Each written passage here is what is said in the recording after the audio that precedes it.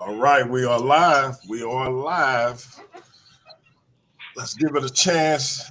Give the people a chance to come on in. Let's give the people a chance to come on in. MVP back in the building. Business is about to pick up. Yes, sir. Slayer of false doctrine, lies, slayer of all that, debater extraordinaire. The Maa-Kheru. Yes, sir. True speaker in the building. Let me share this link for those who didn't get the notification.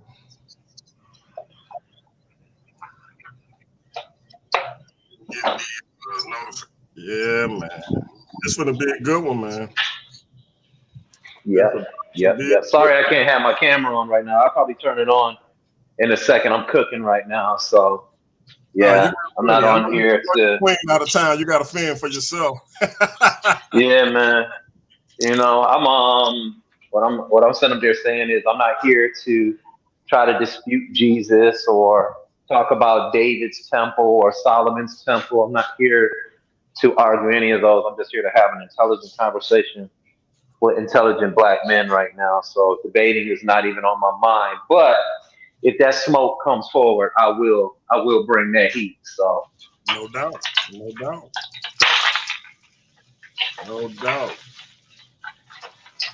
Yeah, I'm just throwing this in all of these little groups. Make sure they know we in here.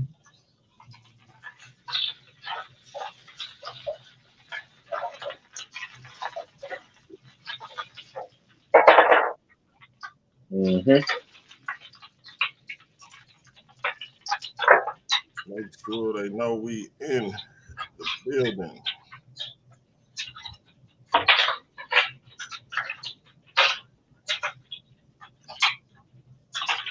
All right, let's see. We got anybody else? Don't look like it. I think I covered all the bases. So yes, sir. We can get a few more people in, and then we can get this thing popping. Yep.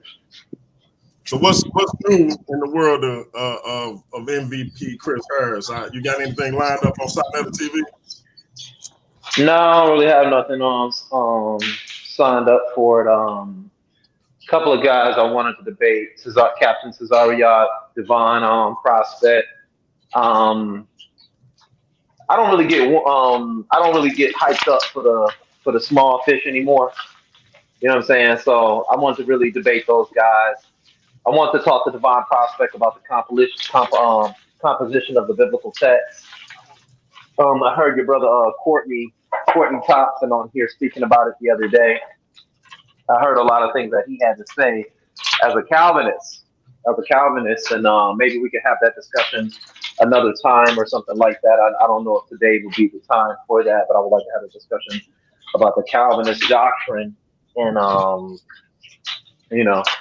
things of that. But nah, man, I ain't really got a lot lined up right now, man. Actually, it feels good, not to be always debating right now. You know what I'm saying? It's just like, whoo. Shout out to load off my shoulders, man. In the building. You know what I'm saying? So yeah, I feel you on that though. Yeah. What you think, man? Are you gonna ever be able to get that longer awaited part two between Pastor Bennett? Probably. I think he's debated all the topics. I think he's exhausted in a lot of his debates too. You see what I'm saying? We were I know he wanted to speak on the Bible versus constitutionalism. He asked me, was I a constitutionalist? And I was kind of just all like, nah, I'm not gonna take a stance like that on Side Netter's channel of all places. That's just not a good look for my brand or anything like that. So I was just like, nah, I don't really agree with nothing like that. You know what I'm saying? Because that means I'm standing on the Constitution of the United States of America. And there are some things in it I agree with it, and some things that I don't agree with in the Constitution of the United States of America. But mainly, America needs a new constitution, because when that was written and when that was drawn up, America was still young. and there were a lot of obstacles, and there were a lot of things going on in America at the time that was drawn up. So there's no need to add to it anymore. We need to rip that bitch up, throw it away, and start a new constitution. Real talk. Because people don't understand. Burn that bitch up. It's no longer needed. We have what's called amendments.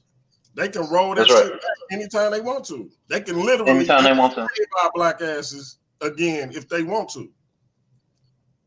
Not And saying we don't have any power to stop them. Yeah. Come on, guys. Yeah. Don't call me right now. Y'all know I'm live. None. So, yeah, you know. Okay. Yeah, I can hear you. Yeah. It's like, come on, man. But you know, we all want to play that game. That's why I like your brother. I like your brother Domo. Some of the stuff he be discussing, man. I'm gonna have to get an interview with that brother. And I'll set that up for you. Yeah, talk some politics. Yeah, no doubt. But let me send these brothers the link, man, so we can get this on the road.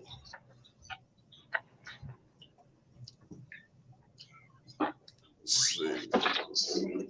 Oh shit.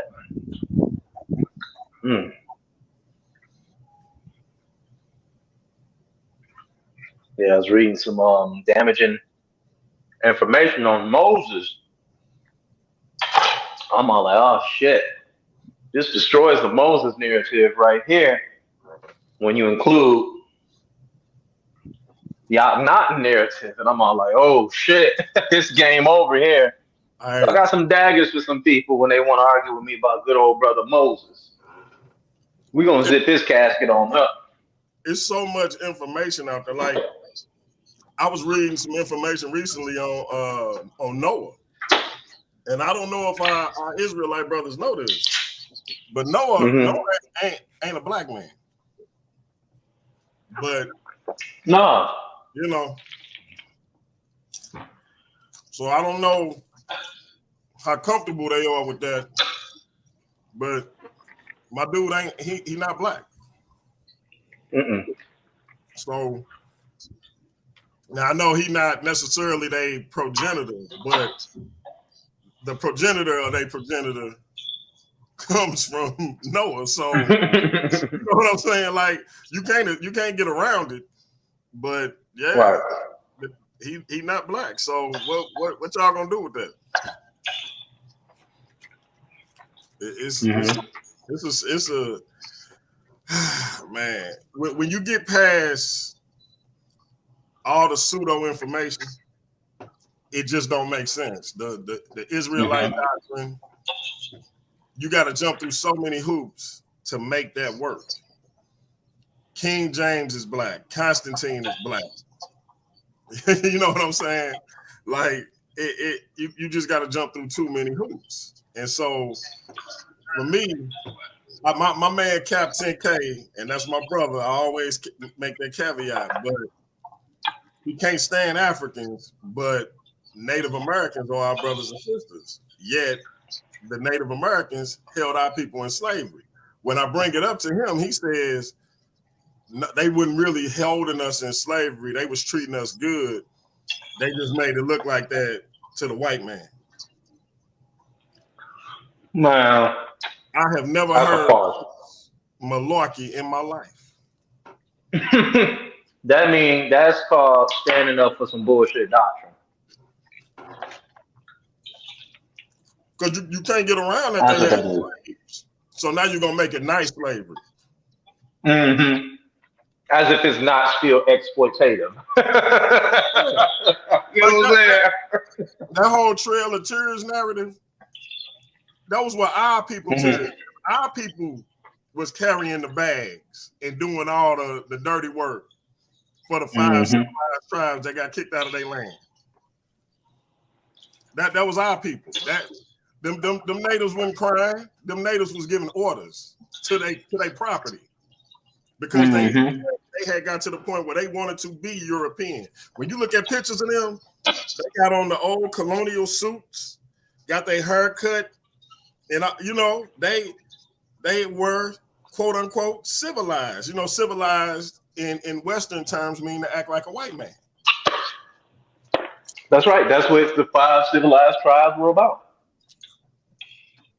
They began to adopt the same practices and worldviews that the Europeans had, who colonized them. Exactly. And the slave, the Cherokee, they were some of the biggest owners of slaves in the United States. Facts. Peace to the brother Mongo Slade. I see you, bro. Peace to you. But yeah, man. So yeah, man, I sent the brothers the link. We just waiting. We're gonna be the first one to jump in and start this conversation off. But me and you could start it off, and we just. Go ahead. I'm eating at the same time, but yeah, go ahead. I'm sorry I'm eating because I'm just getting in from work. No, you good. I was hungry. Yeah. So let's rock. You already told me about your circumstance this morning, so you good money. But yeah. So I raised the question after talking to one of the truck drivers that come to the gig. And again, I can't say for certain that he was an evangelical, but he gave off them vibes. Big Trump supporter, hate liberals, January 6th, was nothing to worry about, all of that kind of stuff. Good Christian men are gonna be extinct in 10 years, etc. Right? And so he kicking off all that, right? And so I'm just listening to him, and he was like, "We're under attack on all sides in this country." And I'm like, and I'm just thinking to myself, y'all under attack? How are y'all under attack? And so I'm like, and I want to. Usually, I would ask him. We got Leandre and nobody in the building. Normally, I would. Oh snap! It's the Slim Reaper. What's up, man? What's up, man? What y'all doing? What you drinking on, man? What you drinking on? This is a Ficklen Vineyards port wine here. That's what this is. What's good, bro? Leandre, why you just gonna say a nice smooth cognac? Look, man, come with the wine. this old sophisticated samurai. Hey, I'm a sophisticated Negro. All right, listen, y'all ain't gonna get me on my. Ain't nothing wrong with that. What's good, bro? What's up, little bro? Chilling on the mind. What's up, Leandre? Not too much, man. How you, bro? I'm all right, man. Same old. What's good, Chris? What's going on with you? How you doing? So I like this setup because for once, I got somebody on here with these Christians who don't have long ass hair, and now I got to look at it on the other side because I'm 6'2" and the rest of y'all like 6'5", 6'6". So either way, I'm 6'4". Well, I'm the big dog. I'm 6'5". Wait. How old is Big Cobus over there? 6'7". Oh yeah. My gun at? No, I'm 6'5". I'm 37. He's 6'7", but he can't dunk. I can. So I mean, but anyway, I can hoop. I don't need to know how to dunk. I can just hoop. All right. Look at that, right? That's why I can dunk, because I couldn't hoop. But I had to be good at something. But yeah, he was espousing all of this persecution that Christians are going through, and I'm like, I read a little bit of I call her Candy Moss because I can't really pronounce her first name, but Candida Moss, The Myth of Persecution. I read a little bit of her book, and I got to finish it. But I'm like, that's for the Christians that actually got persecuted. I feel like the stuff he's talking about is kind of disrespectful to them, because he talking about like gay rights and things of that nature being haphazard to Christians. But my question was, and I didn't ask him because we was already standing there for far too long on the dock. But I wanted to ask him, how is that hurting you? But so that's why I put the question on Facebook. As always, Samurai Jack down here had some interesting things to say. My boy, Nobody Always Do. And then once me and you talked about it, obviously it sparked this conversation. So I'm going to let y'all rock out. I'm going to go on mute. And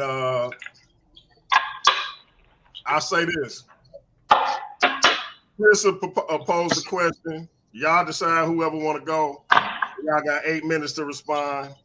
And then y'all can give it back to Chris. That way it don't get too bogged down because we all long-winded.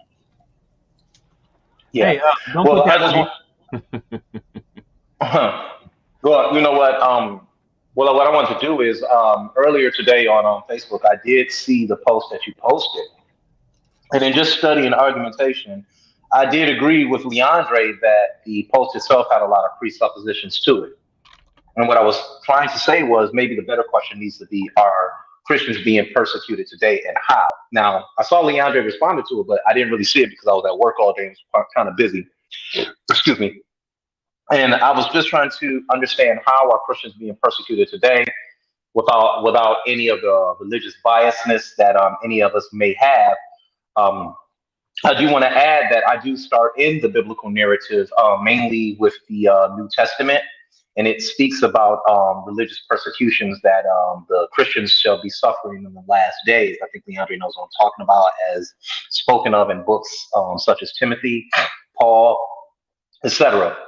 And I think sometimes that Christians begin to develop a worldview based on the context of their text, and understanding that religious persecutions have always happened throughout the ages, especially when the Greece war machine was moving through the Levant into Africa, and so as the Roman war machine was moving throughout the Levant and into Africa, closing down religious temples, etc.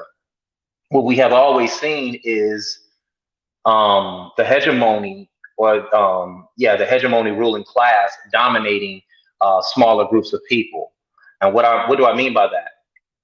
At the time the New Testament was being constructed, this was during the time of Hellenization, and the Jews wanted to hold on to their faith being that of the Abrahamic belief system. And the Greeks would not allow them to hold on to their faith. And some of them even betrayed their Judaic roots because of the Hellenization that was going on in the area. Now, the Hellenization occurs because the Greeks were, in fact, the power at the time. Now, today, the Christian religion in the United States is, in fact, the dominant religion. That's just the truth. That's just what it is. And I wanted to have this conversation with the guys because I want to see how they were being persecuted, and in what way. Now, this is not a challenge as I'm the authority, but it was just an intellectual conversation that I wanted to have. And I know things might get a little heated in this conversation, but I want to know how are they being persecuted, or maybe I could be misunderstanding them, because I think their worldview is that of the New Testament. And it speaks of religious persecution and some of the things that the Christians will be going through in the last days. But in my take, that is speaking about their time period only. That doesn't mean that they can't use the text, that brothers and sisters of the Christian faith can't use the text and apply it to themselves and say, hey, look, we're going through these things today too. We must stay strong in the faith. So I want to start off with either Nobody or Leandre. You guys can move forward with that, because I just want to see and learn your worldviews a little bit better. Brother Nobody, I yield to you, brother. You go ahead on. Oh, no, I was just going to say, since it was more about him reading the comment that you left, and since I was going to be in and out anyway, you can go ahead. So for me, I would say, one of the things I pointed out to Bianchi, and this was in the back chat prior to him, and I don't think he ever even read my response to the thing, but and he posted a question on his page. So one of the things I pointed out to him, and I'll point out here just for a point of clarification for any audience watching, Christians being the majority or the minority has nothing to do with persecution. Persecution is about the discrimination, things like that you face for the sake of your religion. So you can be, and one of the examples that I gave him was Justin the Apostate in the Roman Empire. At that point in time, there's a book called The Rise of Christianity by Rod Stark. And in Rise Christianity by Rod Stark, Rod Stark goes through in the first couple of chapters, marking out the growth of the Christian population during that period of time. And so what he said is there's about a 40% growth rate of Christianity during the Roman Empire. So it starts with, just 40 or so disciples during the time of Christ. And then you end up by the year 350 or so, having Christians as the majority. Now you have millions of Christians in the Roman Empire. In Rome proper, there was about 1 million people, but you had tens of millions of people in the Roman Empire. So by the time, by about the year 350, well before the Emperor Justin the Apostate, Christians were the majority. And so even though Christians were the majority in the empire, when Justin the Apostate came, and Justin was a pagan emperor who came following several Christian emperors, following Constantine, several Christian emperors, Justin persecuted the Christians, and then he did so in a number of ways. So the very first thing that I want to say is I want to draw a point of distinction here. Persecution is not about being the minority. You can be persecuted and be the majority. And one of the ways in which that can happen is, and Chris said something about this. I just want to build on that point. Government is an entity that has a monopoly on force. And so when you have the monopoly on force, you can pretty much do whatever you want. One of the biggest attitudes among the Christians, especially in the first few centuries, and I would say even now, pacifism was a heavy attitude, especially among a lot of the Christians in the Roman Empire. And so even though they were the majority, being the majority is not mutually exclusive with being persecuted. So it's not as if you're not the majority, then you can't be persecuted. That's not the case. So I just said all that to say, even during the time of Constantine, you had like probably almost half the Roman Empire were Christians by the time of Constantine, and even still Diocletian was still forcing Christians to come into a temple, swear an oath to the imperial cult, and you had to come in and you had to perform a sacrificial rite, and you had to get in order to go out. So first point of clarification: being the minority has nothing to do with persecution. So to give specific examples of persecution, now there were crazy landmark cases, a Masterpiece Cake Shop versus, I think, Colorado, it was, Supreme Court case. This is one prime example of Christian persecution in the country. With the Masterpiece Bakery, LGBTQ people come in there specifically knowing that the owner of the cake shop is a Christian, and they asked him to bake a wedding for a gay marriage. Now, the first time they may not have known, but since then, Masterpiece Cake Shop in Colorado has been sued several times. The very first time he was out he was going to be out almost $800,000. It was going to lose his business. This is something that's happened regularly. I recall, I don't remember, it might have been Idaho. I use that as one of my examples too, Leon. On the post that y'all talking about. Yeah, go ahead. Right. Yeah. So anyway, so there's numerous examples of things like that where people are fired for things like conscience objection. Now you can go all the way back to the Didache. This is written about or just before the book of the Revelation, which the scholars date that 50 years prior to or after about AD 90. And the Didache, a first century Christian document, Christians have been against abortion.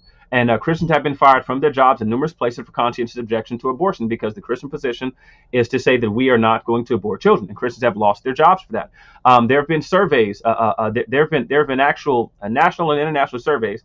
But a bunch of the national surveys here in the United States have shown that Christians who are applying for jobs in academia, if they get hired at all, they'll be taking lower positions, full stop. Lower positions in academia. Now, these are people who have a master's, PhDs, taking jobs at colleges. They won't get the positions that they desire.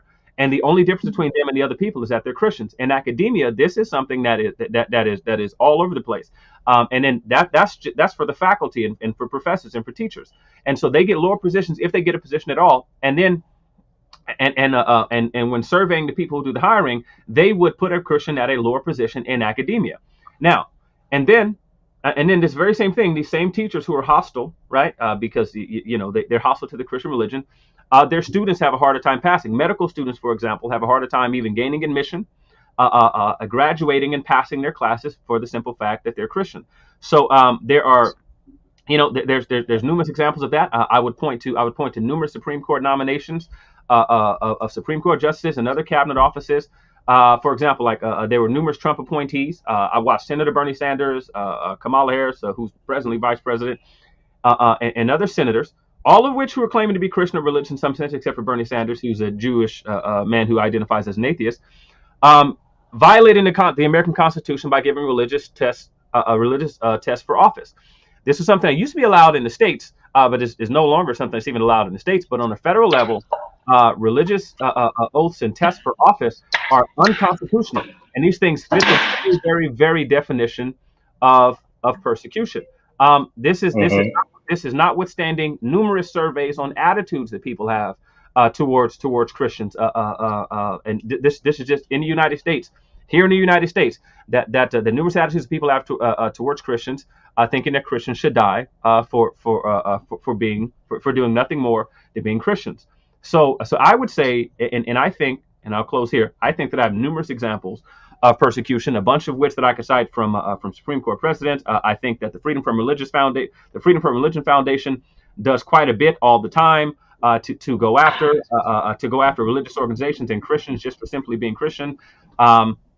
I could point to Texas legislators, lawmakers, and Texas state attorneys who were telling preachers that they were going to examine their sermons to see what comments they made about the HERO Act, which is a pro-LGBTQ piece of legislation in the state of Texas. So I would cite those as my examples, and I'll yield. Okay, I can piggyback on him just for a little bit. I'm not going to be as long as him, but they have a thing called the World Watch List, and it gives numbers and data on this. And I'm just going to read a little bit of it. It says, yeah, I'm looking at it now. 340 million Christians, 1 in 8 face high levels of prosecution and discrimination because of their faith, according to the 2021 World Watch List. And down here in Texas, of course, where is it? We have it's also a list that was compiled, and it talks about the National Church Shooting Database from 1980s up until 2005, and then from 2006 to 2016. And if y'all want to go there and check that out, it talks about there has been 139 cases of, just like church shootings and stuff when it comes to people who want to come and shoot up churches just because people believe in the Bible and no other reason outside of that. Now, of course, when we talk about persecution, it's not just considered death. I know in other countries around the world, there are actually Christians facing death just for believing in Christianity. You could go to jail for life, or also be just killed just for being a Christian, no other reason. But over here in America, of course, there are people being killed, but the discrimination is when it comes to being left out of things, being looked down upon, being frowned upon. Again, there are databases that keep up with the number of those type of things that have been happening from year to year. And it's definitely a fact that Christian persecution is real, not just in other countries, but also over here in America. Let me say one more thing before. So I think nobody brought a good point out that I wanted to point out. But yes, it's that the other point of the distinction that I wanted to make is that the fact that Christians face persecution in physical means, for example, right? So like I have Fox's Books of Martyrs, like it's a book on my bookshelf right over here. Fox's Book of Martyrs, right, which is an example of Christian persecution, even in a place that's supposed to be majority Christian. But yeah, the fact that people were like split in half with their hands cut off, something like that, that is something that's persecution. But it doesn't mean that it's not persecution if it's legal or something like that. So I think nobody brought out a good point. And the other thing that he brought out that I didn't even think about was like the examples of church shootings and that sort of thing, right? So and it brought to mind, I remember back in, I think it was 2015. With the shooting on the campus in Oregon, where the shooter was allegedly, the last reports that I remember was he was asking people if they were Christians or if they believe in God before blowing their brains out. So I think nobody brought up good points, and I just wanted to clarify that thing. So yeah, I think now we're done, Chris. I'm sorry, Rob. I meant for my first speech to be my last, but let me say this too. People also forget because it didn't make a lot of national news, but there is actually a thing in America called National Day of Prayer for the Persecuted Church. And down here in Texas a few years ago, a man walked inside the church and he shot 50 people. He killed 26 of them and wounded 24 of them, but it didn't make national news for some reason. And also, Pianki, as you know, my daughter has been suspended from school just for passing out scripture literature, and for no other reason than that, and she's one of the, at that time, one of the top 3 students in academia in America in her grade level, but none of that meant anything just because she was passing out Bible scriptures to other students. They suspended her for a little while, so the prosecution is definitely real. Go ahead, my brother. That's it. All right, MVP, it's on you. Yeah, I want to give a little pushback and along with some data, mainly dealing with the worldwide list here of countries concerning Christian persecution. Now, when we look at the top 10 nations here, and I definitely all points of argumentation is felt. I definitely understand what Leandre is saying. I want to talk to him about those 1 million over there in the Roman proper. Also, that's something interesting that he said that I want to touch on. But I want to deal with this website here, and it says the 50 countries where it's hardest to follow Jesus. And the top 10 were in fact Afghanistan, North Korea, Somalia, Libya, Yemen, Eritrea, Nigeria, Pakistan, Iran, and India. Now, we know, looking at those top 10 countries alone, out of the several of them on there, minus North Korea, and maybe Yemen and India, we know those other countries, they are major proponents of Islam or Muslims, right? And their religion itself is tied to their cultural identity. And they look at Christianity as a threat because of its history of persecution that, or the way Christianity has persecuted other religions worldwide. So what I'm trying to sit up here and say is, and I was waiting for the question to be answered here, is how are you facing persecution today? Now, I get it, the Christian church faces persecution mainly with the church shootings, but there are store shootings, there are school shootings also. We gotta be able to identify a motive here if they're going in there killing people because they're Christians. We don't see a lot of anti-Christian groups in the United States proclaiming war on Christians. I do see that as a problem where people are inside of a church praying. Yes, I'm not going to sit up there and say that that's not a problem. I would be inhumane to say such a thing, but we must prove first, without a shadow of a doubt, that the churches are being attacked because of the anti-Christian sentiment. And when we talk about the 1 million or so Christians in the Roman proper, yes, I do agree with him. But we got to also identify these Christians. Were they followers of the New Testament Messiah and what he taught, or were these also Christians who had not yet converted to the new religion of Messianism? Because you also had the Serapis cults, and they were also said to follow Christians.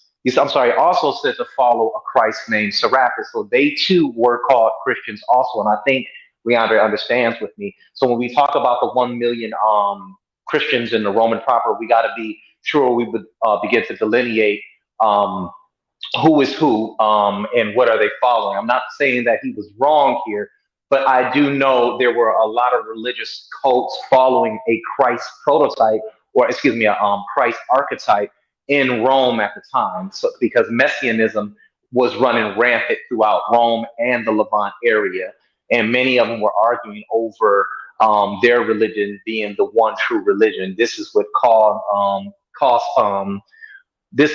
made Constantine create their so-called quote-unquote world religion here with Christianity. And this is why we see a lot of pagan concepts within it that have been accepted within the Christianity as we see it today. So yes, I would agree that yes, there is persecution with Christianity worldwide. I'm not going to sit here and act like it's not. But my next question would be, did the Christian church also persecute those of pagan beliefs also? And could this be pushback from the years they were doing so? Mainly, we could probably start with the papal bulls, etc. Okay, so one, to respond to what you were talking about Serapis and the Christ, also like that. I think that's a historical blunder. I don't that's not a historical claim about Serapis or Christ or anything like that with that cult or anything like that.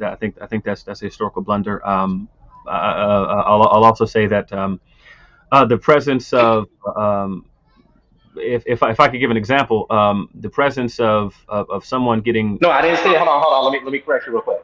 I didn't say that they were called Christians. I said that the people of the Serapis cult followed a Christ in Serapis. Right, and I'm telling you that that's incorrect.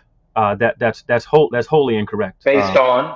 Based on History. That's based on history. I don't think that you're going to be able to supply some primary source for that. I'd like for example, there is a book that I've referenced multiple times on this channel. It's a book by Ramsay McMullen. Ramsay McMullen is a Roman historian, and it quotes about the Christians. The Christians were something. They were a very, very, very distinct group in the Roman Empire. You did not have people. You did not have people following Serapis as they did Christ. There was no confusion on that wasn't it. We have statement from a correspondence between Emperor Hadrian and a spy that Hadrian sent to Christian churches, house churches at the time, to found the Christians. We know the distinction of Christian beliefs. There was no confusion. Constantine's involvement, to switch now to the other topic, Constantine's involvement wasn't because you had like ancient Christian groups fighting over their particular view. You had the Donatist crisis, where the Donatist crisis arose because of Christian persecution, whereas where the Donatists themselves were either killing Christians. The Donatists were Christians, but they were either killing Christians, and I'm using Christians in air quotes, or threatening to kill them for having bowed a knee to the imperial cult. And so Constantine's involvement was to bring back these group of people who all worshipped one and the same Christ. It was to establish whether or not Arianism was anything that was remotely biblical, whether or not this was the old one. It wasn't as you say, and I feel like I don't know, maybe you just weren't specific enough, but it wasn't as loose as you said was in that early period of time. So there was a reason for this. Exactly. I got the Adrian's letter. I got the letter and the PDF. Exactly. Yeah, and see, and the thing is, so I got it. It's somewhere in this thing pile over here because I had it out the other day. But yeah, it's somewhere in this pile. But yeah, Adrian's going back and forth. DeAndre's wife must be on vacation or something because yeah. Putting her to work, trying to You know, I had one. DeAndre, now in 320. No, because I'm not saying that he's wrong, but I'm not saying that I'm wrong either. When the Council of Nicene, the Nicene Creed was put together, that was what 325 BCE. 325 CE, from 325 CE. Yeah. All right, so that's when Arianism, they were going against Arianism. I agree with you there, but I'm not gonna relent and sit up here and say that the Serapis cults did not exist. Those cults did exist. That is historic. They existed. Yeah. Like right now, I'm trying to pull some books right now and read. I'm not saying at all that the Serapis cults did. They weren't called Christians though. Yeah, that's my point. They weren't following some Christ like. I didn't say that they were called Christians. Oh, hold on, real quick. I did not say that they were called Christians, but they followed a Christ archetype. Okay, no, I don't know why it's so. I don't know why it's so scary. I don't know why it's so scary when we start talking about Christ archetypes. Well, we can agree that there are parts of his story that are mythical. Okay, I don't understand why. I got you now. I ain't disagree with you on that. I was just saying they weren't called Christians. Yeah. Did anyone in the Serapis cult say that they were following a Christ archetype, or is this an interpolation?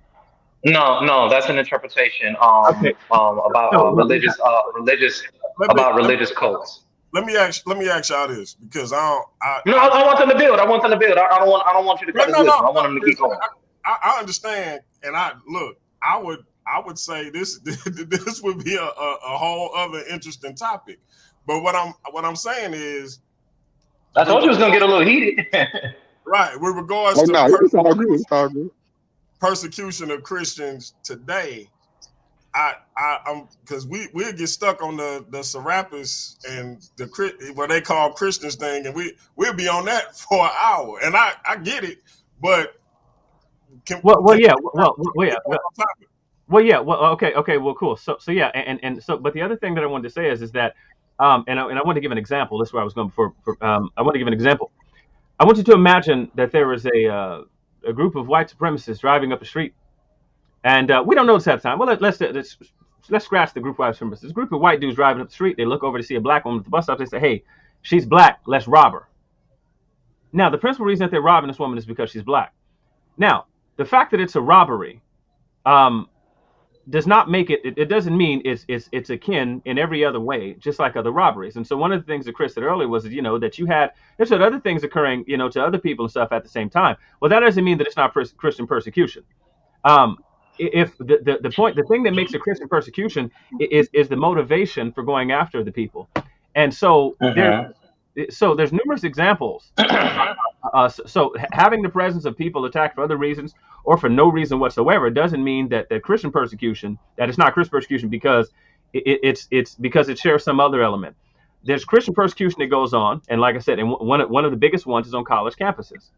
One of the biggest ones on college campuses, whether you're in academia, whether you're a student like myself. I've been a perpetual student for I don't know how long. So I'm constantly going for different stuff. So if you're a Christian in those settings, you face persecution. It is a fact that there's entire studies done on these things. So just because people are picked on for like some other reason, and I want to respond to the last thing you said. Well, the last two things you said really. So one, I think it would be totally fair to say in other times Christians are persecuted against other people. I could say that in early America, for example, if you weren't a Christian Protestant white land-owning male, meaning to the exclusion of all others, if you were a Christian Protestant land-owning white male, then Christians persecuted and excluded those people. They had religious tests for oaths for office, for especially as regard to state governments.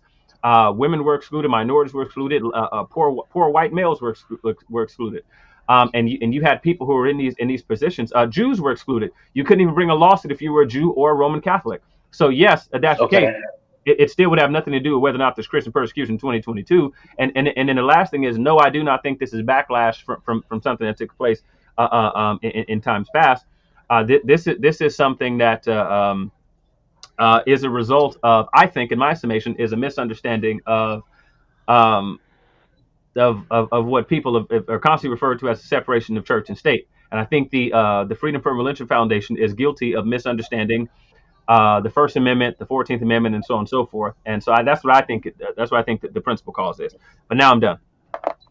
Okay. Well, let me counter back real quick. I want to try and hit you with a Tank Davis shot here real quick. All right. And unfortunately, I can't run behind me because I'm trying to practice being an autodidact without all the reading. Now, around the 3rd century, I think it was 3rd century CE, you had Ptolemy the First.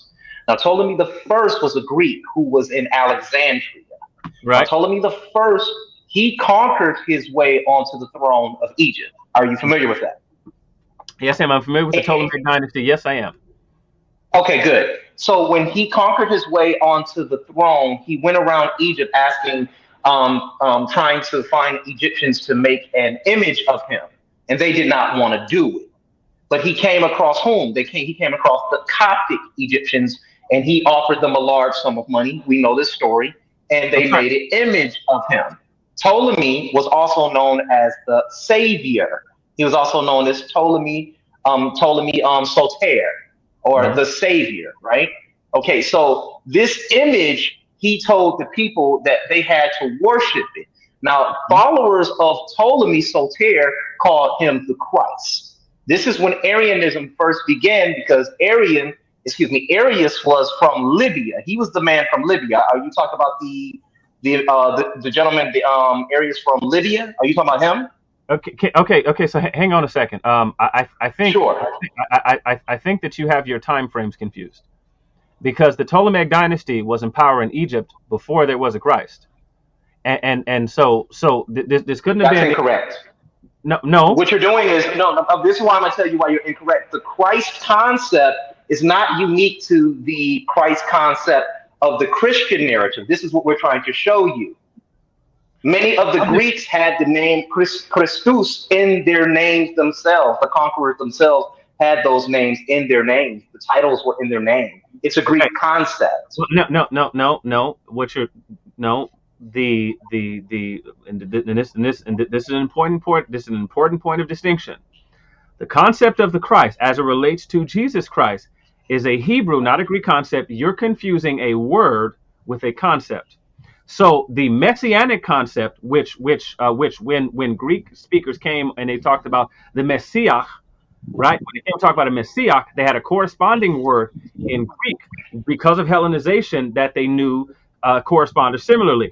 But you're imposing something, and it's anachronistic. At best, it's anachronistic. Where you're taking a Hebrew concept, saying it's the same as a Greek concept. It was not. No, I did not say that.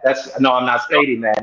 If you're understanding me that way, then let me clarify for you real quick. All right, I want to give a little pushback here.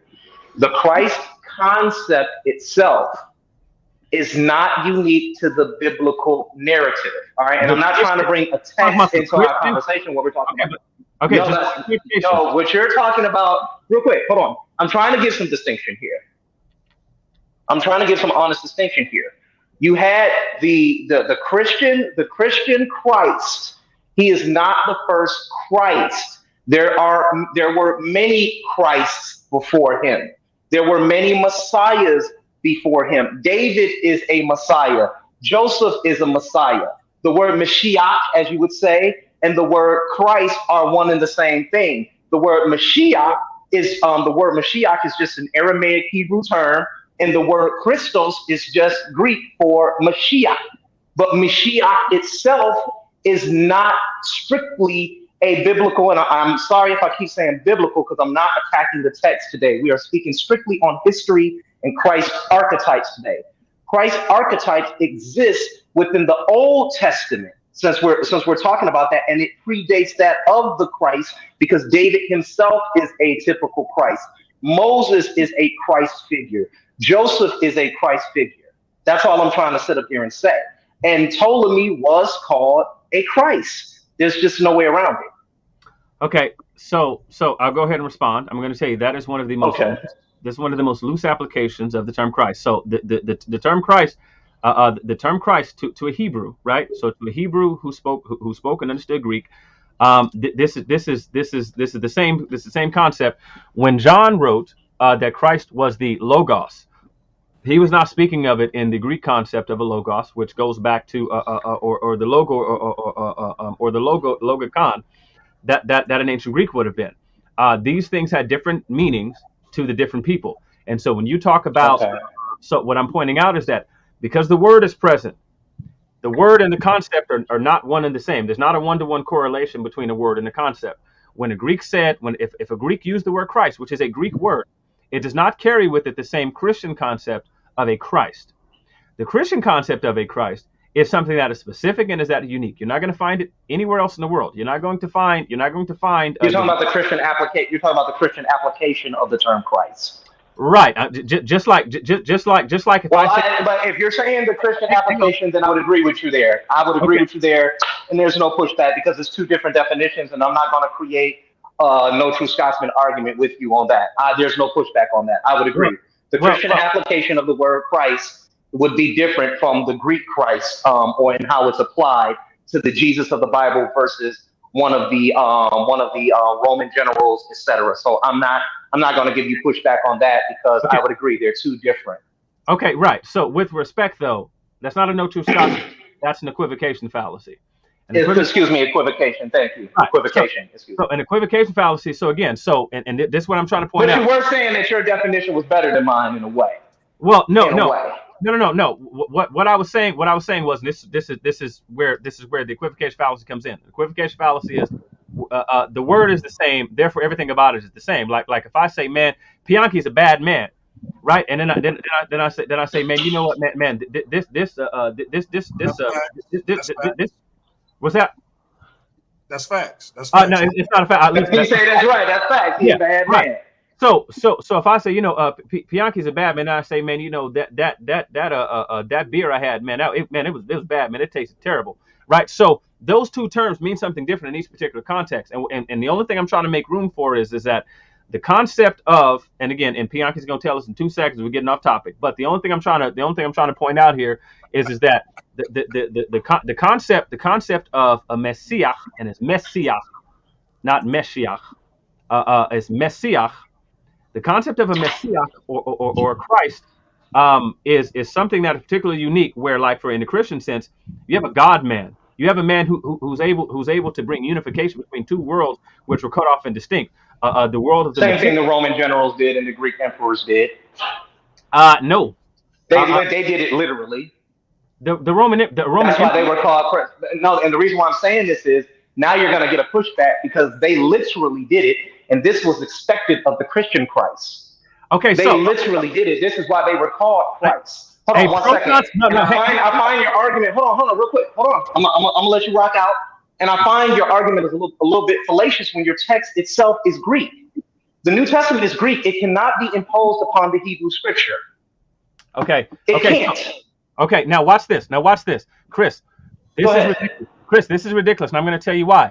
Because everything I just said about Bianchi being a bad man is in English, but I'm speaking Negro. Listen. I don't know what speaking Negro is. I'm sorry. I don't know what speaking Negro is. Listen. You know good. Listen. The scholarly term for it is Ebonics.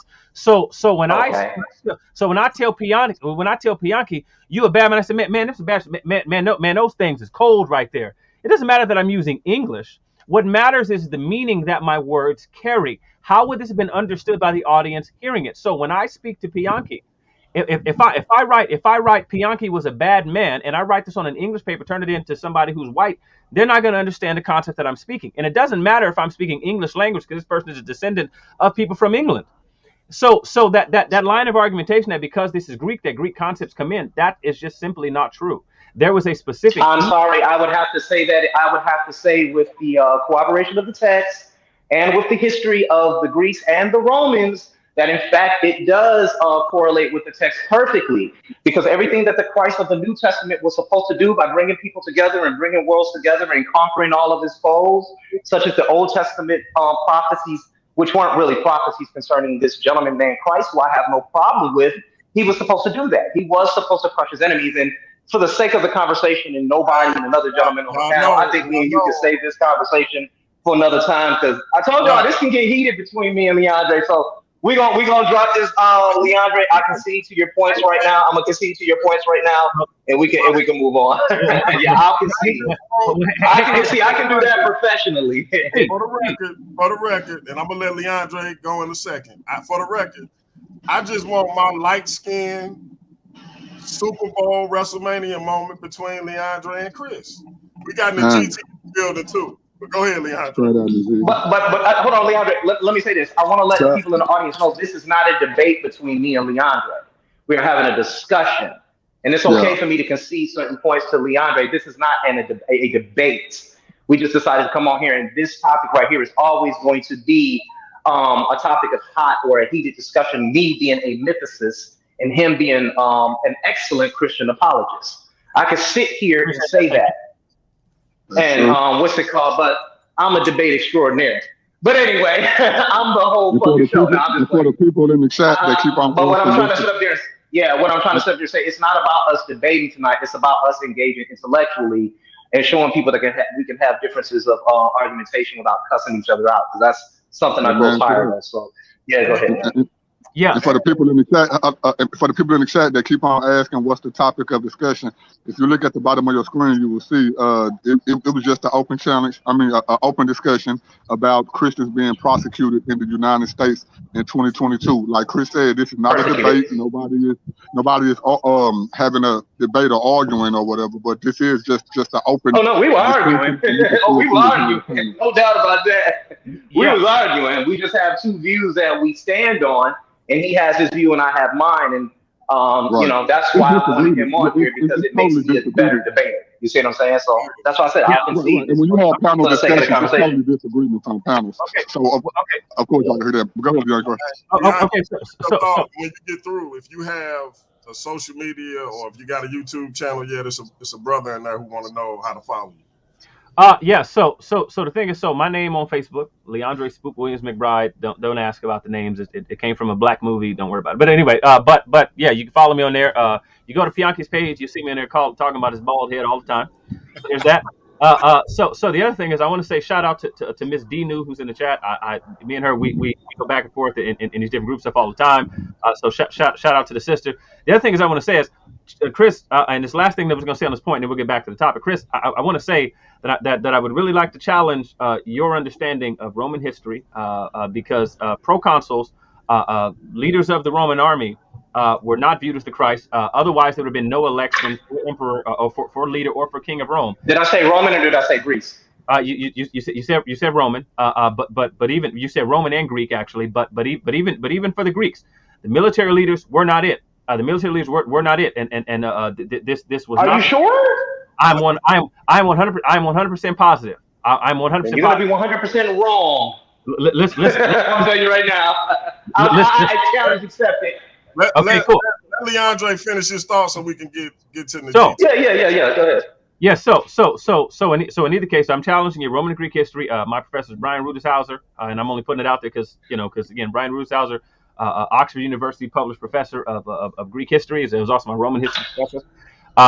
So I'm challenging that. But in either case, I'm finished now. But I'm just going to say that I challenge your view of Roman and Greek history on how they viewed their military leaders. But in either case, brother Najiti, you've been waiting patiently. Hey, real quick. Real quick. Let me hold on. I just heard him say something. How they viewed them, or what they were called. How they view them. How they view them in light of you talking about them being viewed as a Christ, and what they were called. Okay. Christ is a Greek term to describe the Messiah of the Hebrew term. But go ahead. No, that's not. Once again, that's just not true.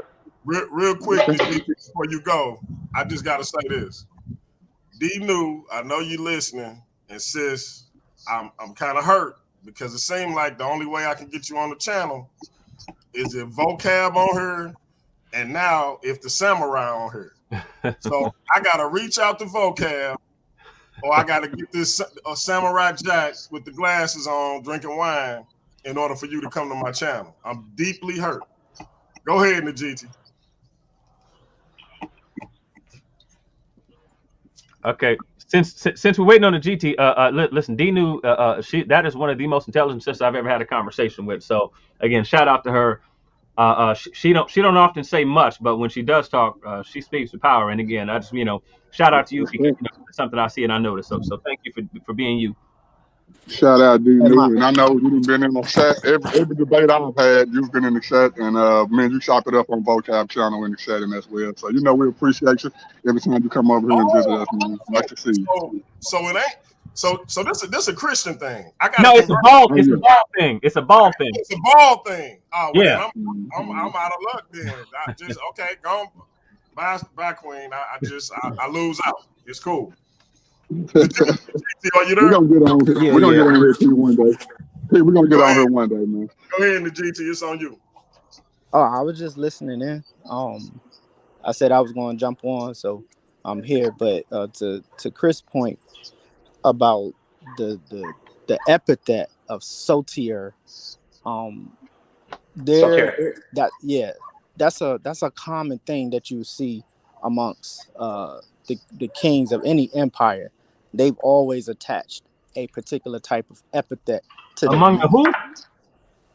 It's like a title. Yeah. You say I'm applied to which group of people? I like it. I just want you to say it again because it's my point. Who was it? Like the kings of ancient empires, like they attached those type of epithets to their own name. Thank you, brother. Okay, I never said that they didn't. I don't know what the thing is about. I was the first one to say that. I guess what I'm saying is nothing special about it. Right. Exactly. It's just the title. Exactly. That's what I'm trying to sit up there and say. That's what I'm saying.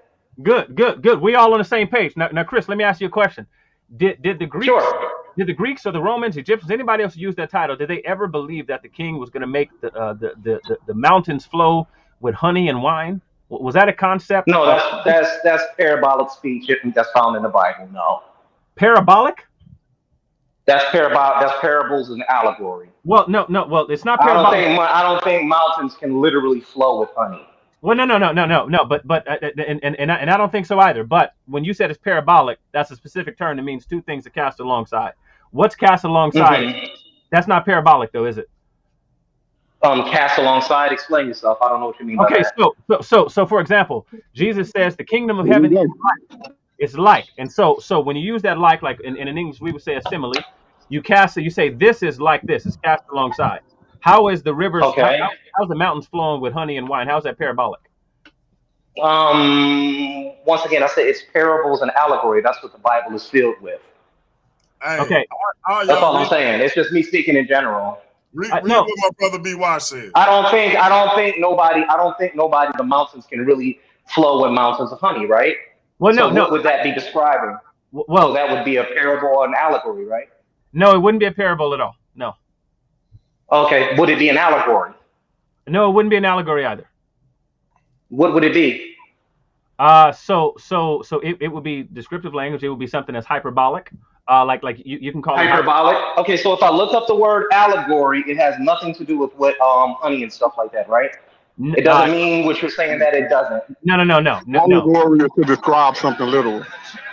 Go ahead. Exactly. So Allegory, a story, poem, or picture that can be interpreted to reveal a hidden meaning, typically a moral or political one.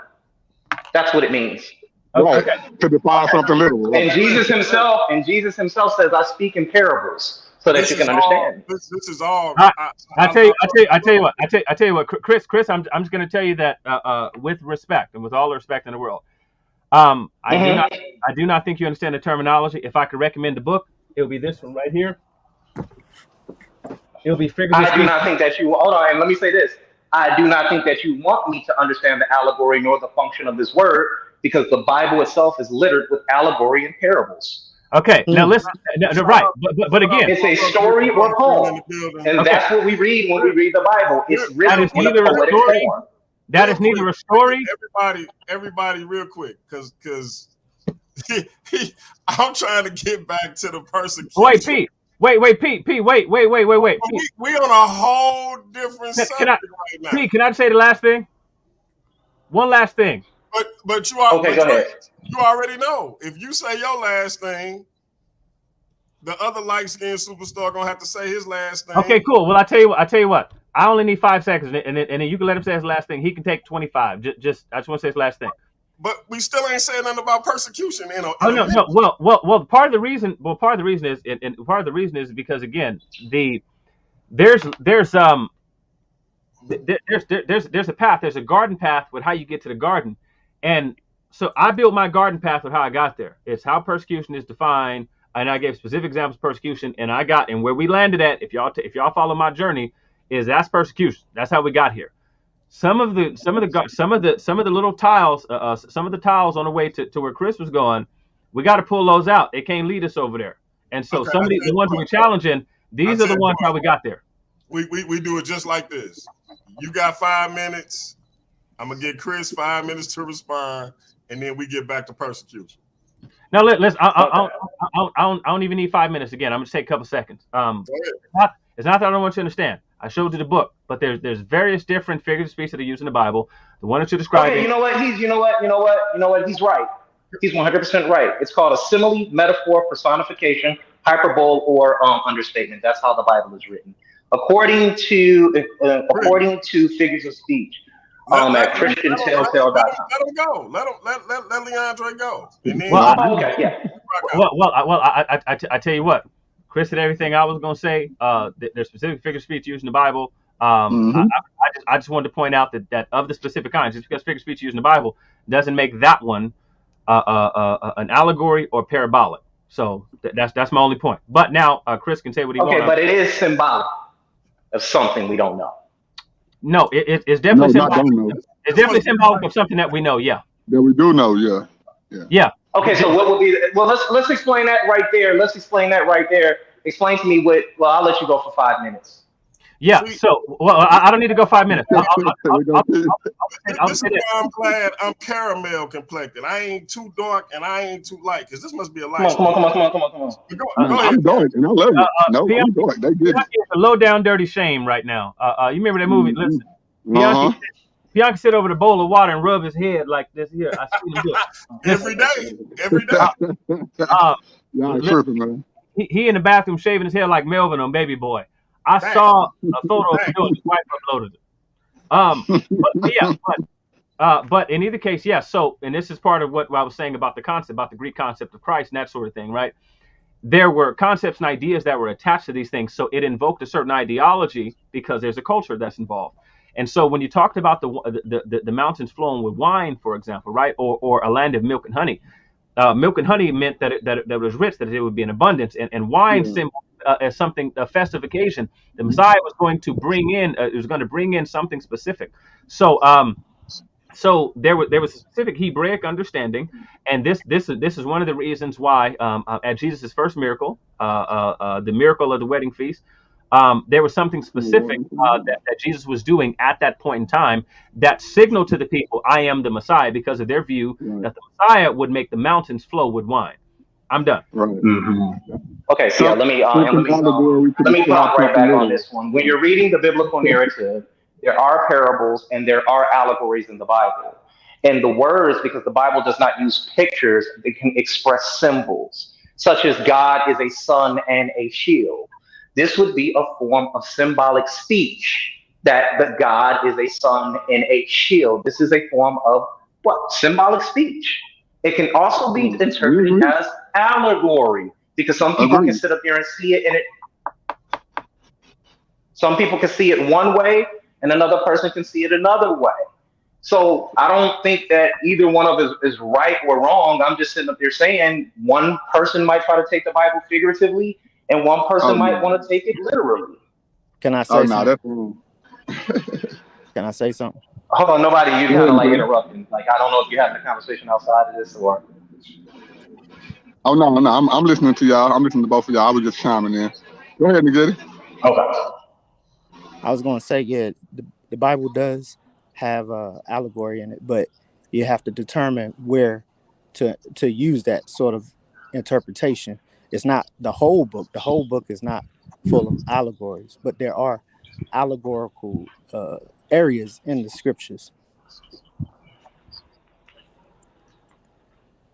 Right. I like what you said. Okay, so let's get back to let's get to the persecution here. Let's get to the persecution here. Go ahead, Joe. Chris, take it away. Okay, my bad.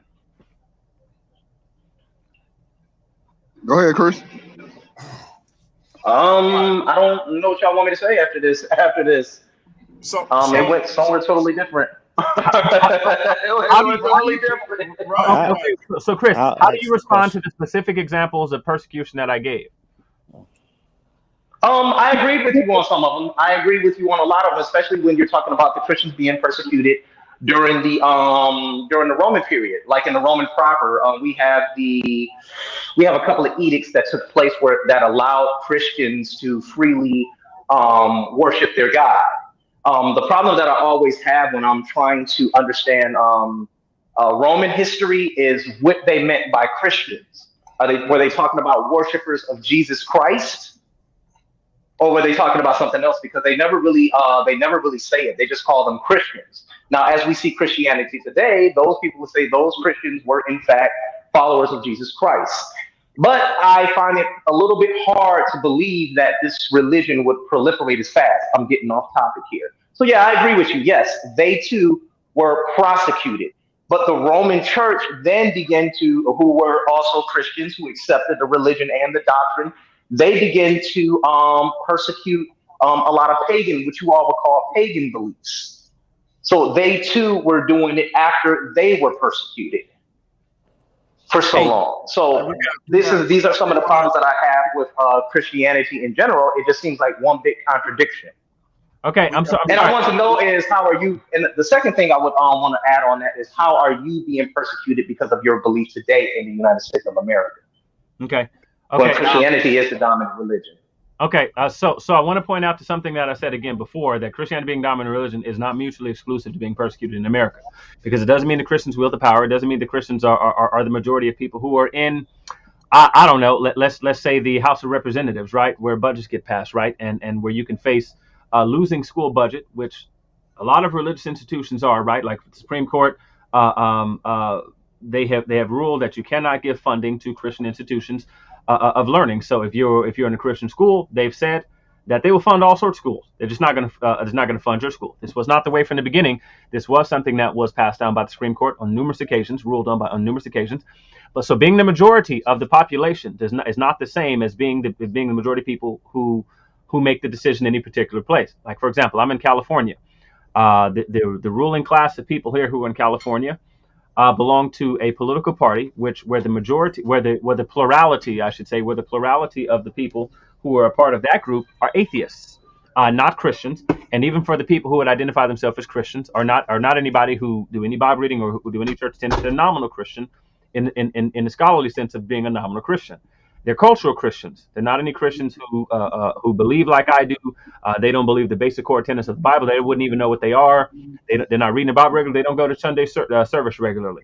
So so at the same time, and as a counterexample to that, it's the reason why I brought up Emperor Justinian the Apostate, called Justinian the Apostate, because Justinian was one of the only pagan empires during the period of time where they were Christian emperors.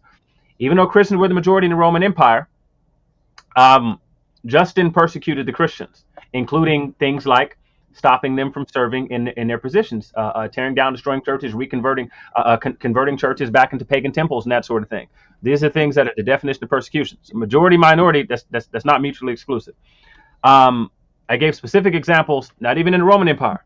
Examples in 2020-22, which was the topic, right? Masterpiece Cake Shop right now is facing another lawsuit for refusing to bake a gay wedding cake. There is a myriad, and I don't know why Ryan Apologetics. Hold on, real quick. Is Masterpiece Cake Shop, is that a Christian bakery or something like that? The owner of Masterpiece Cake Shop is a Christian, and LG. Well, let me say this, because I'm on the channel. Yeah, if I don't want to put a gay motherfucker on my cake, I wouldn't make it either. I agree with that. Okay. Okay. So members of the LMNOP community are quite consistently. P, I'm trying to respect the channel. P, don't do this. Members of the LMNOP community. Yellow flag on the play. Leandre got his booted off air. Listen, members of the LMNOP community have consistently gone into his cake shop and asked. Now listen, the very first time this was decided, the Supreme Court ruled that he could conscientiously object because he's a Christian and he believes that his artwork is an expression of his gifts and his work for God. So the Supreme Court held he could deny them, but what they continue to do is tie him up with expensive legislation. The very first time the state ruled against him, he was fined like $800,000. He had to take it all into the Supreme Court to figure out whether or not that is persecution. Okay, so I could point to numerous. Leandre, let me ask you this, because I have a question. So now, I'm not asking. So the question is not, do Christians feel persecuted? It's, are they being persecuted? Because the fact that he don't want to make a cake for the gay person, that could be discrimination and persecution on that side of the fence. You see what I'm saying? So no. Yeah. No. I'm not gonna hold on. Bianchi, I'm not gonna say it's his personal decision. Hold on. If I go into a bakery and ask to, I'm gonna pay for the services of that baker, and he says he doesn't want to serve me like he would anybody else based on my sexual persuasion, that's persecution or discrimination based on my sexual persuasion. Okay, well, Bianchi, two things. One, I could feel that way. Okay, just no, like, okay. Feel like he's being persecuted because of the other side. So I'm not asking about feelings. I'm asking if anybody actually being persecuted, because I don't see Christians being put into arenas with lions like we read about or have heard about back in the day. I don't see them being forced to not practice their religion or being punished for practicing their religion. Okay, Bianchi. I mean, right now. Bianchi, hang on. Okay, so three things.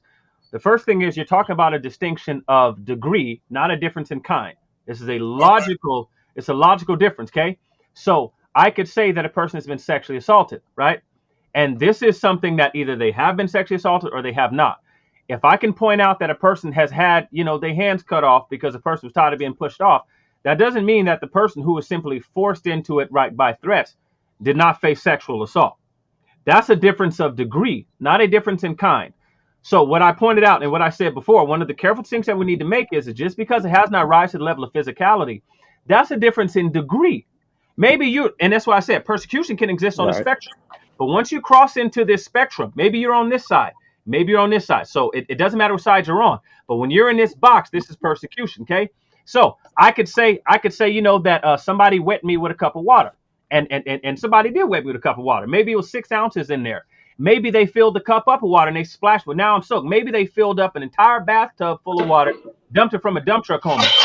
What I can't turn to the person and well, say. I think he's trying to say, Leandre, is how is the bakery being persecuted? Okay, let him go, Chris. Well, so my first. Yeah, I am. So the first thing that I'm saying is that I'm pointing out a careful logical distinction, which is a difference in degree and a difference in kind.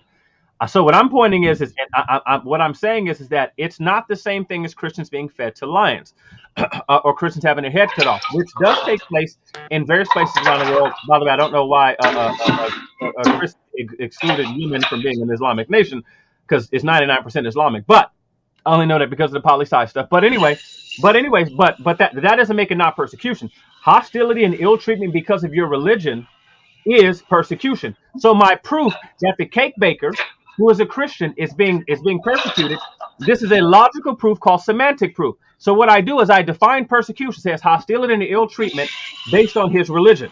And so then if I can show that he's facing hostility or ill treatment, like being taken to court, being sued for $800,000, having people purposely walk into your place of business, telling you, I want you to bake me this cake. And because they know you will not do it beforehand, they do not go to a bakery up the street. They come to your bakery. And they do so knowing that they're going to tie you up in legislation, you're gonna, in litigation that you're going to pay out of your pocket for. Yep. Tens, hundreds of thousands of dollars. That is hostility because of his religion. That's it. Now, my proof that that's persecution, this is a logical proof called semantic proof. I've proven that he's being persecuted because of his Christianity by showing the definition of it and showing that what happened fits the definition. Is he facing hostile treatment because he's a Christian? Yes, he is. Okay, so, and again, go ahead. I'm with you. So now, is it persecution on the other side when he refuses to serve the gay person or the whatever person that he decides he don't want to serve based on? I don't know if that's fair to say, Bianchi. I don't know if that's fair to say, because if he says no, that's not a form of persecution. That's his choice. Yeah, that's what I'm trying to sit up here saying.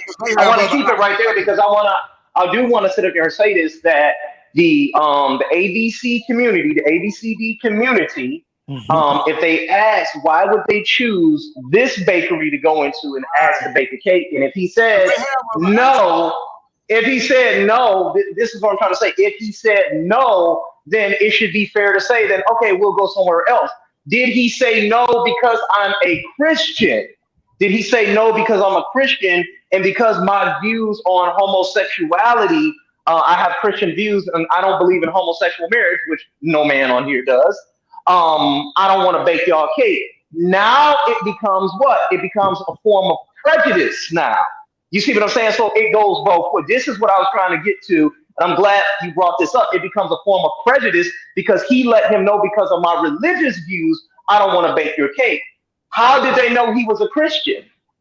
How did all of this come about? Somebody ran their mouth. All he had to say is, nah, I really don't bake those type of cakes. Hey, okay, so let me tell Chris. I'm not disagreeing with you, Leandre. I agree with you. I wouldn't say anything to you. I was going to respond to Bianchi. Hey, Chris, run the panel. I'm listening, but I gotta go. I gotta step away from the computer. Run Good. the panel. Okay, cool. Okay, cool. I do agree with what you're saying. Real quick. Oh, go ahead. We got B. Wash and Richie Garfield still. Okay, cool. Yeah, Leandre, I do agree with what you're saying here is then they probably decided to go get the news, cost him a bunch of money from the certain community that he was probably baking regular cakes from. Yes, that's a form of persecution. That is a form of persecution. But what did he do, or what did they do to start all of this? You see what I'm saying? So this is we need a little bit more information because, like you said, it's a semantic argument. I could feel you on that. But did they get mad because he said, "Hey, look, my views disallow me to make this"? Did he say something discriminatory against them? No, we don't know what really happened in there. No. We do know what really happened because, again, so the very first case, the Masterpiece Cake Shop case, is one of the most landmark cases in the entire United States. It is part and parcel of every law school courses. And so one of the things that happened is he told them that he couldn't do so. It violates religious beliefs. But my point is that, listen, he's faced more than one lawsuit. They continue to go back in. They protest outside of his shop. They protest repeatedly outside of his shop. Even when the Supreme Court case came down, the man walked outside and he gave away cookies and cakes to everybody, even protesters standing outside of his shop. And they regularly go into his shop, ask him to do this sort of thing, and then file discrimination lawsuits with the state of Colorado. This is regular. This thing has happened more than one time. He's presently in court right now in 2022 because they continue to go back into his shop, asking for him to do things that they know, because it's one of the most televised cases in all of American history. And they continually select his shop on the basis that he's a Christian, a conscientious objector, and they continue to do so. This is a fact. Persecution through policy. Okay, so to Ryan Apologetic 747, I dare you to look up the definition of persecution and tell me where it says being killed on a cross and not being able to worship freely. I dare you to find that in the definition at all. What did he say? He said, what is he saying on there? He said persecution is getting killed on a cross and not being able to worship freely. That is certainly that's certainly an example of persecution. It doesn't mean that anything else that happens is not persecution. Again, listen to the sexual assault example that I gave. Someone forces themselves on you, and they do so. They give you just a little bit of force. The other person knocks you upside the head, knocks you unconscious. And then they get to rubbing Bianchi's bald head or something like that, right? That is just because one is less. Again, the logical distinction between a difference in degree and a difference in kind. That's the point. Okay, so I'm not saying it's to the degree of what happened under the queen who earned the name Bloody Mary. So when you're a Christian trying to get a Bible printed in your hand and in your native tongue, that you're being killed for such a practice. I'm not saying the same thing happened to Jan Hus. I'm not talking about someone digging up your bones and setting fire to your bones. But that doesn't mean that what's happening over here is not persecution. Let's read the definition, DeAndre. Hostility and ill treatment, especially because of race or political or religious beliefs. Number 2, persistent annoyance and harassment. That's the definition. Get that to Shanika. So basically what you're saying is just different levels of persecution. They come in all shapes, forms, and sizes. And I say what's taking place here in America should be identified as soft persecution compared to what's going on to Christians in some of these other countries. We could say that, but it's still no less persecution. But it's right. To Brother Nagiti's point, listen, I would agree 100% with that, because I got a book called Torch for Christ. You can also go to the Torch for Christ website and you can see persecution of Christians around the world. And when you see people like there was a dude back in 2012. I think his name was Yasser Qadi. And Yasser Qadi, I believe he was in Iran, and he was thrown in prison. He was thrown in prison for being a Christian. He was a Christian pastor. Now these are sort of things that happen, and again, that happen especially heavily in these Islamic countries, right? Where and again, historically happened in Islamic countries. True. Yeah, but there's a difference between the reason why the persecution happens in a lot of the Islamic countries is because their religion is innately tied to their ethnicity. Right. And they don't want the Christian culture within their ethnicity because of the way their laws are set up and the way that their theocracy is set up over there. So it's the difference there. It's the difference there. Right. Yeah. Yes. So persecution could take the form like the Quran tells them that they need to impose a jizya tax on the people of the book, like the Muslims and the Jews, atheists, and all other people. You know, they're pretty much going to be killed. But just because one group of people has been killed and the other people are being forced to be taxed, or you're going to be killed, doesn't mean that the person being taxed or you're going to be killed is not facing persecution. They're facing a difference of degree, not a difference in kind. Even in Russia right now, it's they talk about how it's in their constitution that it's prohibited to be a Christian. Yeah. Hey, So anyway, go ahead. Y'all go ahead. can I give a quick time in, y'all? Y'all been wrote this Byron, by the way. I've been listening to y'all. Master Love D it. What's is up, here. Byron? Everybody mute up. Byron here. Byron here. Nah, man. Only thing I would say with historic Christian persecution, I would definitely look at the Scalatian martyrs, in the, I want to say, 2nd century, and their accounts. I think it's one of the earliest in the. Well, actually, this is prior to Felicity and Perpetua. This is I think 180. AD, again going off my head and wrong, but I also would say probably one of the largest unknown here in the West would be the Eastern, typically the Persian Empire persecution of Christians. I would say historically they probably had the largest Christian churches, by numerically, even like I think at least twice as much as Rome, even at its pinnacle. But through because Persia and Rome had their on and off beef at a time. Again, I'm just kind of summarizing a lot of it. You had a lot of the Church of the East martyrs, Christian persecuted, and then with the advent of Islam, you see a lot of it. It's so much I want to say that the Church of the East now is represented by roughly maybe 500,000 people max. And you're talking about basically stretching from the ends of the Eastern Roman Empire all the way to China and up to even the most eastern part of Russia. Um, so it's that particular persecution is very interesting to me, and reading about that history apart from Christianity or the way, or I would deem the Nazari or Nazwari um as a different, again, outside of the Roman Empire and in the outskirts of the Roman Empire in the West. That persecution is very, very, very interesting, that even still goes on today, in the remnants of that, that a lot of people don't know about, myself included. I didn't know about it until I started to really dive into it about a year and a half, 2 years ago.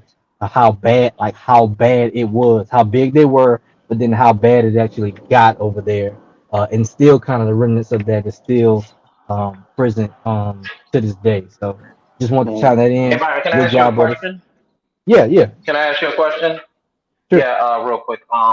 Does the biblical text itself speak about persecution?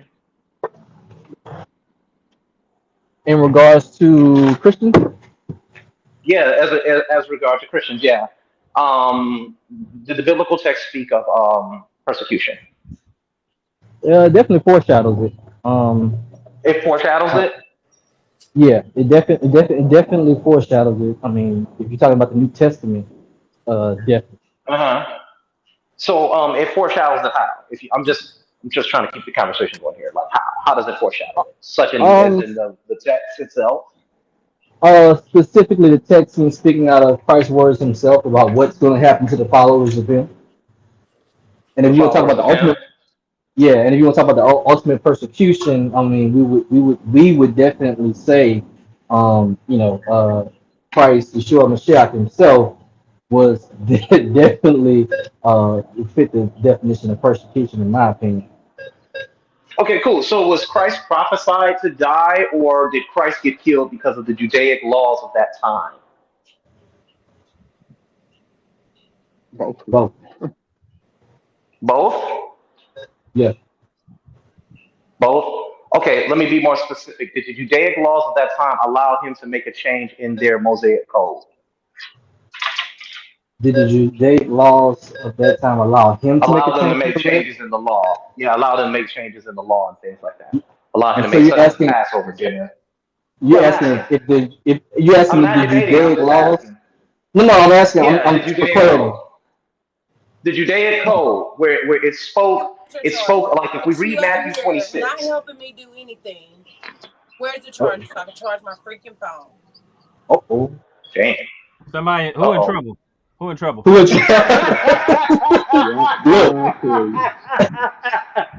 whoever it is, I don't want no smoke. I'm telling you right now. Look, I was about to get up off of here real quick. No, I'm but like, what I'm asking is, when I read Matthew 26, I see two things going on here, right? I see one, they're giving him a fair trial. I feel like they're giving him a fair trial according to the Mosaic Code. They are giving him a fair trial. Tell Bianchi he gonna have to edit that part, bro.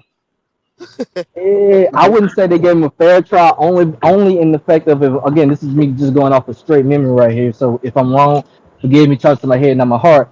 I believe they gave him trials in the middle of the night in the, I want to say, 9th hour, 12th hour, if I'm not mistaken, which was against their code to have trials in that time period. So they violated their own codes to hurry up and rush in to get him a trial and get him to the Roman government. So in that instance, that would fit the definition of persecution because he was not. Pilate had already said he was innocent. Impossible, because he actually started. You know what I'm saying? So way before the trial even started, Pontius Pilate was like, "Hey, this man is innocent, but I'm gonna give him over to I'm not talking about the trial from Pilate. I'm not talking about the trial from Pilate.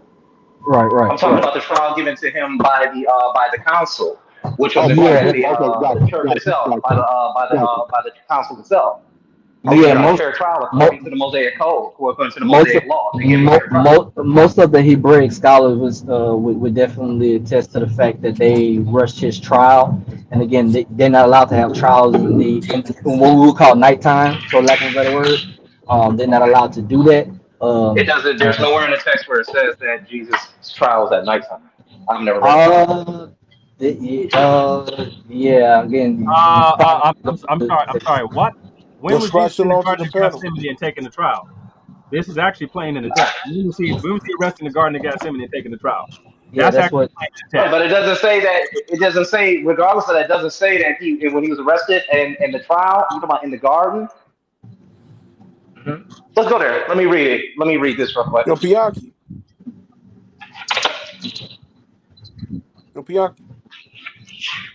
Okay, he stepped away for a Because I still don't think my first question was answered. But let's go here in Matthew 26 here. But I'm gonna go to Matthew 25. Where's that at, Leandre? Hold on. What's the first question? Because I don't want to feel like I didn't answer it, even though technically we're not in a biblical discussion right now. But because I'm not necessarily I'm literally driving. But what was the first question? So because I don't want to leave it unturned and not answer. Hold on, party from the temple and his disciples came and showed the first question was Jesus treated fairly or based off, of the people and how they was judging him according to the Mosaic law? Oh no. Hey, The first question that I asked was simply this: why was Jesus killed? Was he killed because he was supposed to die, or was he killed because of the religious laws that existed within their kingdom, or within their theocracy? Because it was a theocracy. Oh yeah, I answered both. And then Bobby said both. And then No. Listen. How on earth was this a theocracy? Yeah, well, because they were ruled by priests. That last part you didn't add that in the first question. Era? He didn't. It wasn't. They were ruled by priests during the Roman era. I said they. I'm trying to talk. Go ahead. No, you said this was a theocracy. I'm trying to figure out how that could be. Yeah, Chris, that last part wasn't in your original question about theocracy, and I wouldn't answer. I wouldn't have said theocracy. A theocracy means that their nation is ruled by priests. No, if you look at Pilate. Pilate told them, yes, they were vassals under the. Excuse me. No, that's not what theocracy means, and no, it was not a theocracy. No, there was not definitely not. Wait a minute, Judea was not a theocracy at this time. Not during the Roman period. No, No, indeed. Yes, they were a theocracy. They were only they were vassals, true, but they were a theocracy. They were ruled by those priests. No, Okay, so the No, king of no, that you're right. time No, would no, have no, been no, you're king. right. Agrippa, my Yeah, bad. Yep, Agrippa. you're right. Yeah, yeah, it definitely was not a Yeah, priest. yeah, you're Yeah, right, Agrippa. Yeah, you're right, Agrippa. Yeah, Agrippa. And Herod the king was there. Yeah, you're right. yeah. My fault. Yeah, but before they came into power, we did have them being ruled by priests because of the Persian Empire. No before son they of came, David could sit no, on no, that no, no, throne. no. Before Herod came to power, there was the Ptolemaic dynasty. I know they were under the Ptolemaic dynasty. I'm I You know. talking speaking. about I'm the not saying that Hasmonean? they weren't, but Ptolemy was not their king. Is Chris, what are you I'm speaking saying. about I'm speaking in you speaking about the figurative. Hasmonean dynasty? Are you speaking about the Hasmonean dynasty right now, or I'm trying to figure it out. Okay. Oh, you want a time frame? Okay. So under the Hasmonean dynasty would be during the Hellenistic age. Am I correct? Right, and so, Right but now, prior to that, when they were under the Persians that would make them a theocracy because according to the biblical text, Jehoiadak was the king, and he was nothing. He was from the tribe of Levi. okay, let's just figure this out because it's something you said Yeah. prior to Pilate and the Romans and that sort of thing. They were not a theocracy, right? Prior No. to Pilate, no, they were. I admit Okay, it. Yeah, they were. okay, Yeah. so they weren't during the time when Christ was crucified. They were not a theocracy during that time. They were not No, in. no, no, no. Because Herod was king. Yeah, Herod was king. They were not a theocracy. I Okay, corrected that's myself the on only that. point of distinction. Okay, all right, thank you. Yeah, yeah, yeah. Herod. Then you had you had Agrippa and Herod and all of them. Yeah, yeah, that So is the correct. first question was Chris, what was the first question again? Outside of The the question was he killed? Let's just put it like this: was he killed because of the religious laws of that time? Okay. According to, so are you talking about Jewish law, rabbinic law? What law are we talking about? We're talking about with Jewish law and rabbinic law. What's the difference? Explain yourself. Well, the rabbinic law saying that which would have come out of the rulership of the Pharisees, which ended up becoming the majority in Judaism later, led largely by what in some sense was called the oral Torah. That's something that was like during that time and later. The Pharisees were the synagogues, but in either case, yeah, no, Jesus. But according to like Jewish law, like the law of Moses, no, Jesus was not he was not rightfully convicted. Not according to Jewish law, no. Not according to Jewish law. So when he was on trial, was he held under Jewish law, a halakhic law, Mishnah law, Gemara, oral Torah? Which one was it? Jesus was arrested. And the reason he was taken to Pilate was because it's supposed to be for violation of Roman law. Jesus was ultimately convicted for being a traitor against the Roman Empire for what was one of the first claims about him back in I think Matthew chapter 2 was that he was king of the Jews, that he was leading the insurrection. Even though Pilate found him guilty, even though Pilate found him not guilty originally, he was ultimately he was convicted as a traitor to the Roman Empire. So that's the ultimate reason he was convicted. I don't know about that because the story says, and I'm just asking questions here. The story clearly says that. Here, let me read this to you real quick. I want to read this to you guys real quick. It says right here. It says right here. It said. Blah, blah, blah, blah, blah, blah, blah. Okay, here we go. Let's read this real quick. And this is when he got put in trouble. And it says, I'm trying to find where it starts. Okay, and it says, damn, this is a long chapter. Okay, here it is right here. And this is what it says. In that same hour, because this is when it says, when we're talking about, you guys were saying he was taken off in the middle of the night. It says, then Jesus said unto him, put up again thy sword unto the place where they take the sword shall perish with the sword. Thinks that I cannot pray to my Father, and he shall give me more than 12 legions of angels. But how then shall the scriptures be fulfilled that thus it be? In that same hour, Jesus said to the multitudes, are ye come out again as against a thief with swords and staves for to take me? Question. I sat daily with you teaching in the temple, and you laid no hold on me. But all of this done that it might fulfill the scriptures, here's a fulfillment citation, guys, of the prophets might be fulfilled. Then all the disciples forsook him and fled. And they that had laid hold on Jesus led him away to Caiaphas, the high priest. Now, according to the Judaic law, this high priest, the high priest is a Messiah. He's a Messiah. I don't know what house Caiaphas was from. I'm not going to make a claim on that one, right? But it says right here, but Peter followed behind him afar off into the high priest's palace and went in and sat down with the servants to see the end. Now the chief priests and the elders and all the council sought false witnesses against Jesus to put him to death, but found none. Yea, though many false witnesses came, yet they found none. They were saying, no, that's not enough. We can't convict him on that because you need two witnesses in the Judean law to convict somebody. Now listen to this. It says right here, and I'm just saying this for the sake of conversation here. It said, where I'm at, but found none. Yea, though many false witnesses came, yet they found none. At the last came two false witnesses and said, this fellow said, I am able to destroy the temple of God and build it in 3 days. And the high priest arose and said unto him, answer thou nothing? What is it which these witnesses against thee? But Jesus held his peace. And the high priest answered and said to him, I adjure thee by the living God that you tell us whether thou be Christ, the Son of God. And Jesus said unto him, thou hast said, quote, nevertheless, I say unto you, hereafter shall you see the Son of Man sitting on the right hand of power and coming with the clouds of heaven. Then the high priest rose, rent his clothes, saying, he has spoken blasphemy. What further need we have of witnesses? Behold, now you have heard his blasphemy. What think you? They answered and said, he is guilty of death. So he asked a question, what do you think we should do according to their law? I guess they're saying death. Then they did spit in his face and buffeted him, and others smote him with the palms of their hands. So they beat him up and spit on him, saying, prophesy unto us, thou Christ, who is that smote thee? So did they give him a fair trial here? Because what I read in context here, it says that they sought false witnesses against him, and they listened to all of them, and they found none.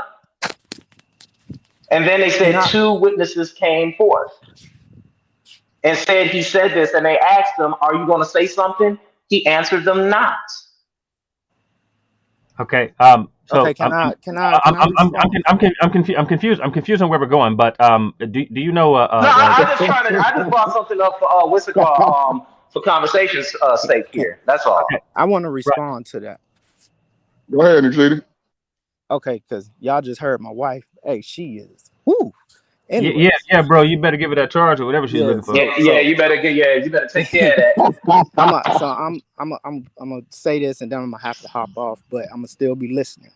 Now, to what Chris was pointing out in the scriptures, everything that was going on with Jesus Christ. Remember, the earlier conversation was about y'all brought up allegory. Well, this is one example of how an allegory can be seen in an actual event. Jesus Christ was like what was taking place with Jesus Christ was taking place during the Passover week. If you look at the Old Testament, they were supposed to select a lamb to be sacrificed on the 10th day of the first month of Nisan. Well, is it coincidence that Jesus Christ comes into Jerusalem and announces himself as the Lamb of God? Now, to the part where he was talking about false witnesses came up, they couldn't find nothing wrong with them. Well, check this out. When they selected the lamb in the Old Testament, the lamb couldn't have any spots or blemishes. I feel where you're going. Okay. But then on the 14th day of the first month, all of Israel came together to kill the lamb of the first year. And on the 14th day of the month, what we see taking place that night, because their time, when the sun goes down, it starts the new day. So the night that Jesus Christ was in the Garden of Gethsemane praying and under so much stress, it was Passover night. And remember, he ate the Passover with his disciples before all of that.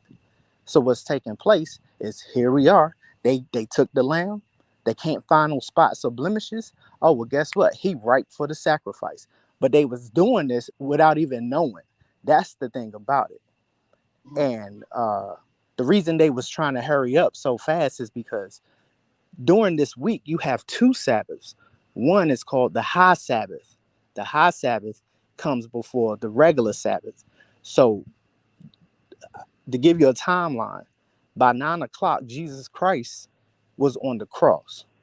And by 3 p.m., he died. And Joseph, Mary, and some others came and got the body and hurry up and wrapped him up because they couldn't keep him on the cross because the Sabbath was approaching. And so that's why they put him in the tomb the way that they did, anticipating to come back to finish the job, because you can't do nothing during the feast of unleavened bread. So I just wanted to do you put that think out there. Jesus' trial was fair or unfair? Say that again. Do you think Jesus' trial was fair or unfair? I think it was unfair because it was false witnesses. But the Jews were executing the law without even really knowing it, because now we have a sacrificial lamb that will be slain once and for all. Therefore, there would be no more need for any cows and goats and pigeons, and even still, their blood didn't mean anything. It had no meaning to it. But that's a whole different conversation as to why Jesus Christ was specifically qualified to die for the sins of the world. Okay. Chris, I want to ask you a question. Is you cool with that? Chris, are you still with us? Okay. Well, Leandro, I'll go to you. Cause I got kicked out for a second or two, so I'm trying to see, did Chris agree or disagree that there was persecution of Christians today in 2022? Yeah. He seemed, and if I'm recalling correctly, he seemed to see that there were examples of persecution of Christians today, despite whoever the Ryan apologetics dude is who keeps coming here. Hebrew Israelite. He's a white boy. He's a Hebrew Israelite, and Okay. Well, you know what? It's making perfect sense, but it's funny, and just another response to him. He keeps going for the same thing that I've probably refuted like 7 times now. The fact that you're saying that there's a majority does not mean, and I gave a classic example from the Roman Empire. Julian the Apostate was emperor at the time where Christians were the majority. As a matter of fact, this is The Rise of Christianity by Rodney Stark. It's cognitive scientist here, but what he does is he compares various different numbers of empire. By the year 350, there were 33,822,008 Christians, about 56.5% of the population. But that does not mean that when Justin, the apostate, came to power later, that Christians didn't face persecution, because it happened. So there's this goofy response, and again, I'm calling it goofy because it's only goofy now because I probably responded about 7 times now. That because you're not the majority doesn't mean that you can't face persecution. Again, and I can just give another. What's the dates on Justin the Apostate? Is that what you said his name? What's the dates on that? I don't know. He's I think either late or early 5th century. Hang on, I got a thing of the Roman emperors. 1 second.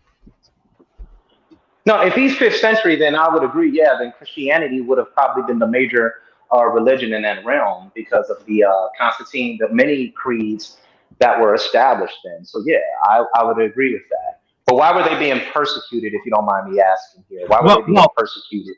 Well, when Justin came to power, Justin was a pagan. Justin was not a Christian, and so the reason that he was persecuted is because he was a pagan. The Roman Empire was like most other nations in existence up until this point in time. Now, most nations, their religion was tied wholeheartedly to what they saw as the progress of the nation. So the same reason why Christians faced prosecution very, very, very, very early on, because the Romans were under the impression that the reason that it was happening was because there were Christians, and the Christians had violated the state gods. They wouldn't worship the state gods, the imperial cult, that sort of thing. So when Justin came to power, that was one of the things that Justin thought, that we need to reinstitute. So when Justin came to power, Justin persecuted Christians, even though Christians were the majority in the empire. So and he says, you're creating a straw man. No one said being the majority gives you immunity. No, actually, it was said several times that how could they be being persecuted when Christians are the majority? This was something that was said. As a matter of fact, I can go find the comments there, but y'all can carry on for a second. He says, hang on, let me see. Where did he go? He said, I'm saying one case or even 100 cases with 330 million. Oh, right, yes, exactly, exactly. So when you start talking about it being by the numbers, you're trying to make this argument that that because of the numbers of Christians that they can't be being persecuted. Again, I could sit here for hours on end giving a list of specific examples. I'm giving specific examples to say because I'm challenging something that is what's called a universal negative. So when it says Christians are not facing persecution because the only thing that it requires for me to refute that position is one counterexample. I've given several. I've given several from the start of this thing. I gave several. So the example that Christians aren't facing persecution because blank, and the blank over here being because how could Christians be facing the majority? How could Christians be facing persecution because of the majority? Bianchi actually posted, and no disrespect to Bianchi, but Bianchi posted a chart with a graph that basically it was a pie graph that said Christians. It was showing Christians are the majority, and the underlying assumption was if you're the majority, you can't be. I respond to something Chris said in the beginning, but Chris has said something similar. So it's not a straw man. This just means you don't know what a straw man is by definition. Leandro, why are you arguing with somebody in the chat? There's no point in me arguing with the reason I'm arguing with somebody in the chat is because somebody is clicking and putting them up on the screen. And what I don't do is I don't anybody think that something that they're putting forth is so challenged that it's being run from. So I'm only responding to the goofy things that the dude said. Again, I think the link is the link. Can you send the brother the link? The link in the chat. Hey, the link in the chat. Hey, Chris, can I add something? Yeah. I'm sorry. Go ahead. I'm sorry. Well, I put it in earlier in the chat, but I think once you get to study the early Christianity in Maghreb and Nile Valley, but especially the Maghreb, you get to see something very interesting, especially when I think you start to mention a little bit around the Donatist or so-called Donatist schism. You see early on within that schism. Again, this is more like an ecclesial schism more than a theological schism, and then there's some polemics going on back and forth for roughly almost 200 years. But you see those who from a doctrinal standpoint, we would both call them orthodox in doctrine, right? But you had those who were more North African leaning, part of the Donatist party, and then the non-Donatist, I call it the Macaroni party, which was more allegiances to Rome proper. Again, as Leandro talked about, really this schism talks about those who were traders or what we call traitors, who would either have given up sacred text or sworn allegiance back to Rome during I think the Diocletian persecutions, and it goes all the way back, and they just basically going back and forth for roughly 150 years. But I think it's interesting though, at the turn of Augustine of Hippo, as he begins to towards the end of his life, you kind of see a threefold issue going on in Roman North Africa and Rome proper. You see those who would be leaning towards the Roman Church. You see those who are leaning more towards the North African indigenous churches, and then you see the incursion of the Vandals, and then the Vandals represent the Arian brand of Christianity, and so you have a trifold persecution going on of warring, especially in areas of Mauritania, Numidia, and Carthage, of those kind of loyal to the indigenous expressions, fighting against the Roman expressions, and then also fighting against the Arian expressions from the Vandals during that time.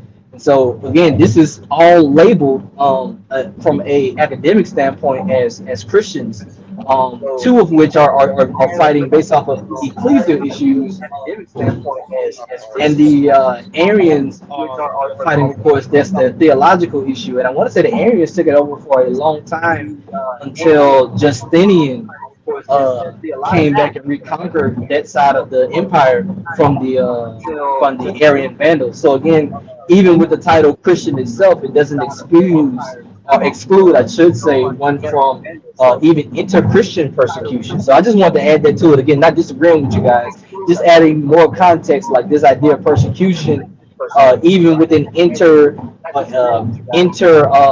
beliefs, dates back all the way to the 4th and 5th centuries.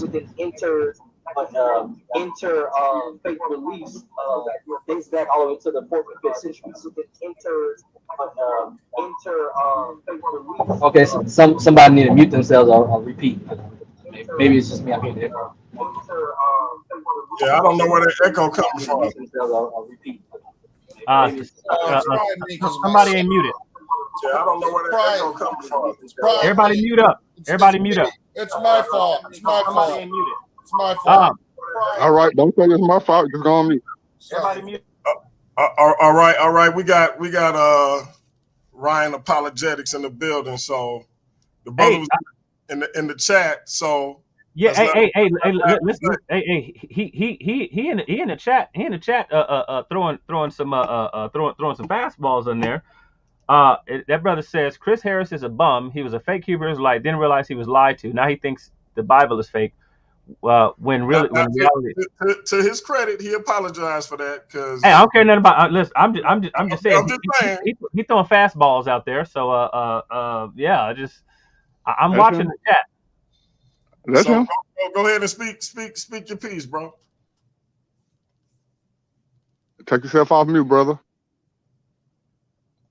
Ryan Apologetics, speak your piece. Cheddar Bob.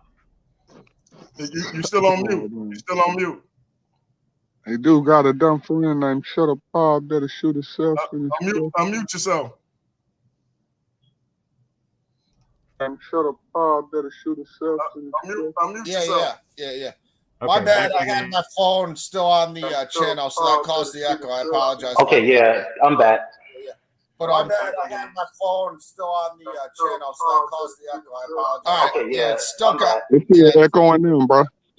Make sure you're not in the YouTube chat still. Come over YouTube and just stay in the StreamYard. Yeah, I'm sorry. The sound's all messed up and it's like echo. No.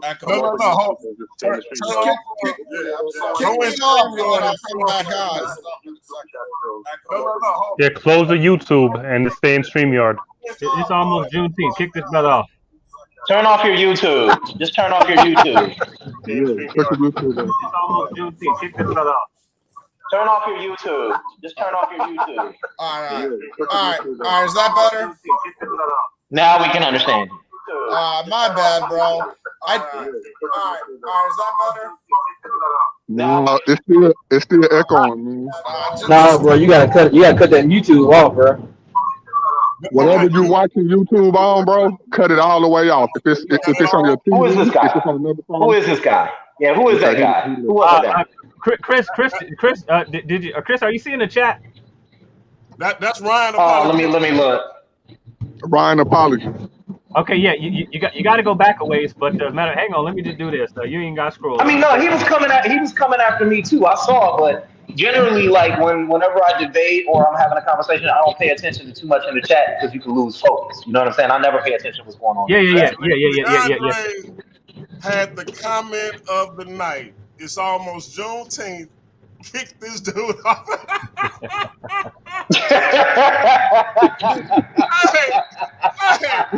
Hey, look. I gotta find my damn bomb button. Hold on.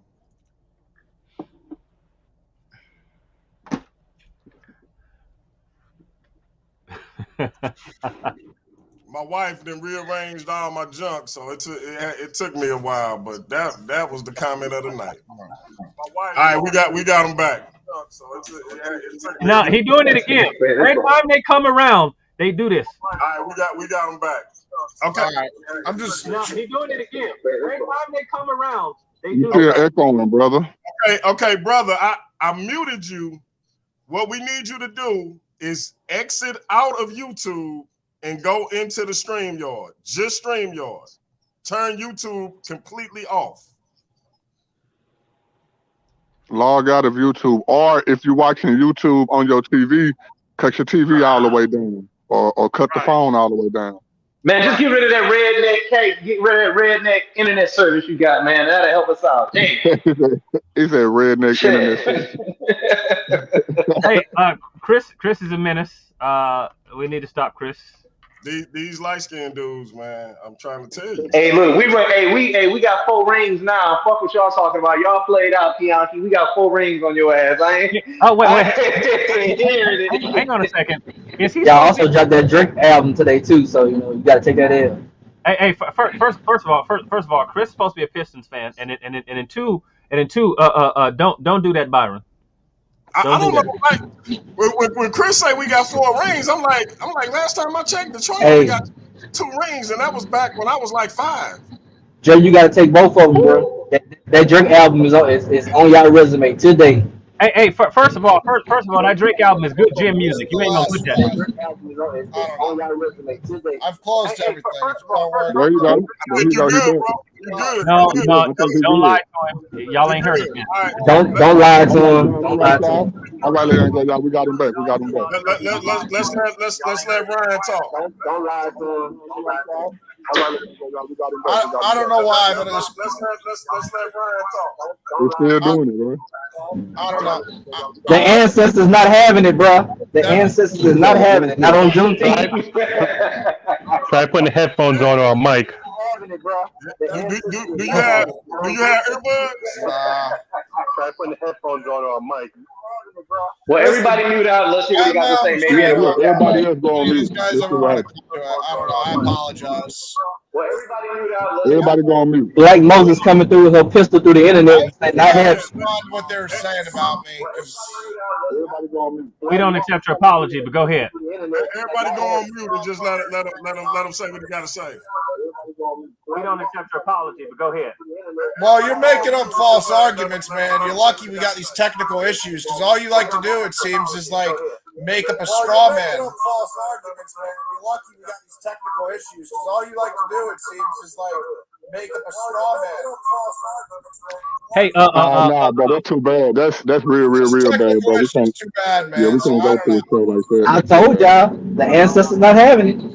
Hey, listen. Let me tell you something. I put the grill. Harry Tubman rolling her grave. She was not on Juneteenth. Hey, yeah. Listen, we ain't gonna have it around Juneteenth, brother. Frederick Douglass didn't fight for this. Listen, let me tell you something. I put the grill in. Listen, one day we need to get Mac Miller back up here, and we're gonna have it out.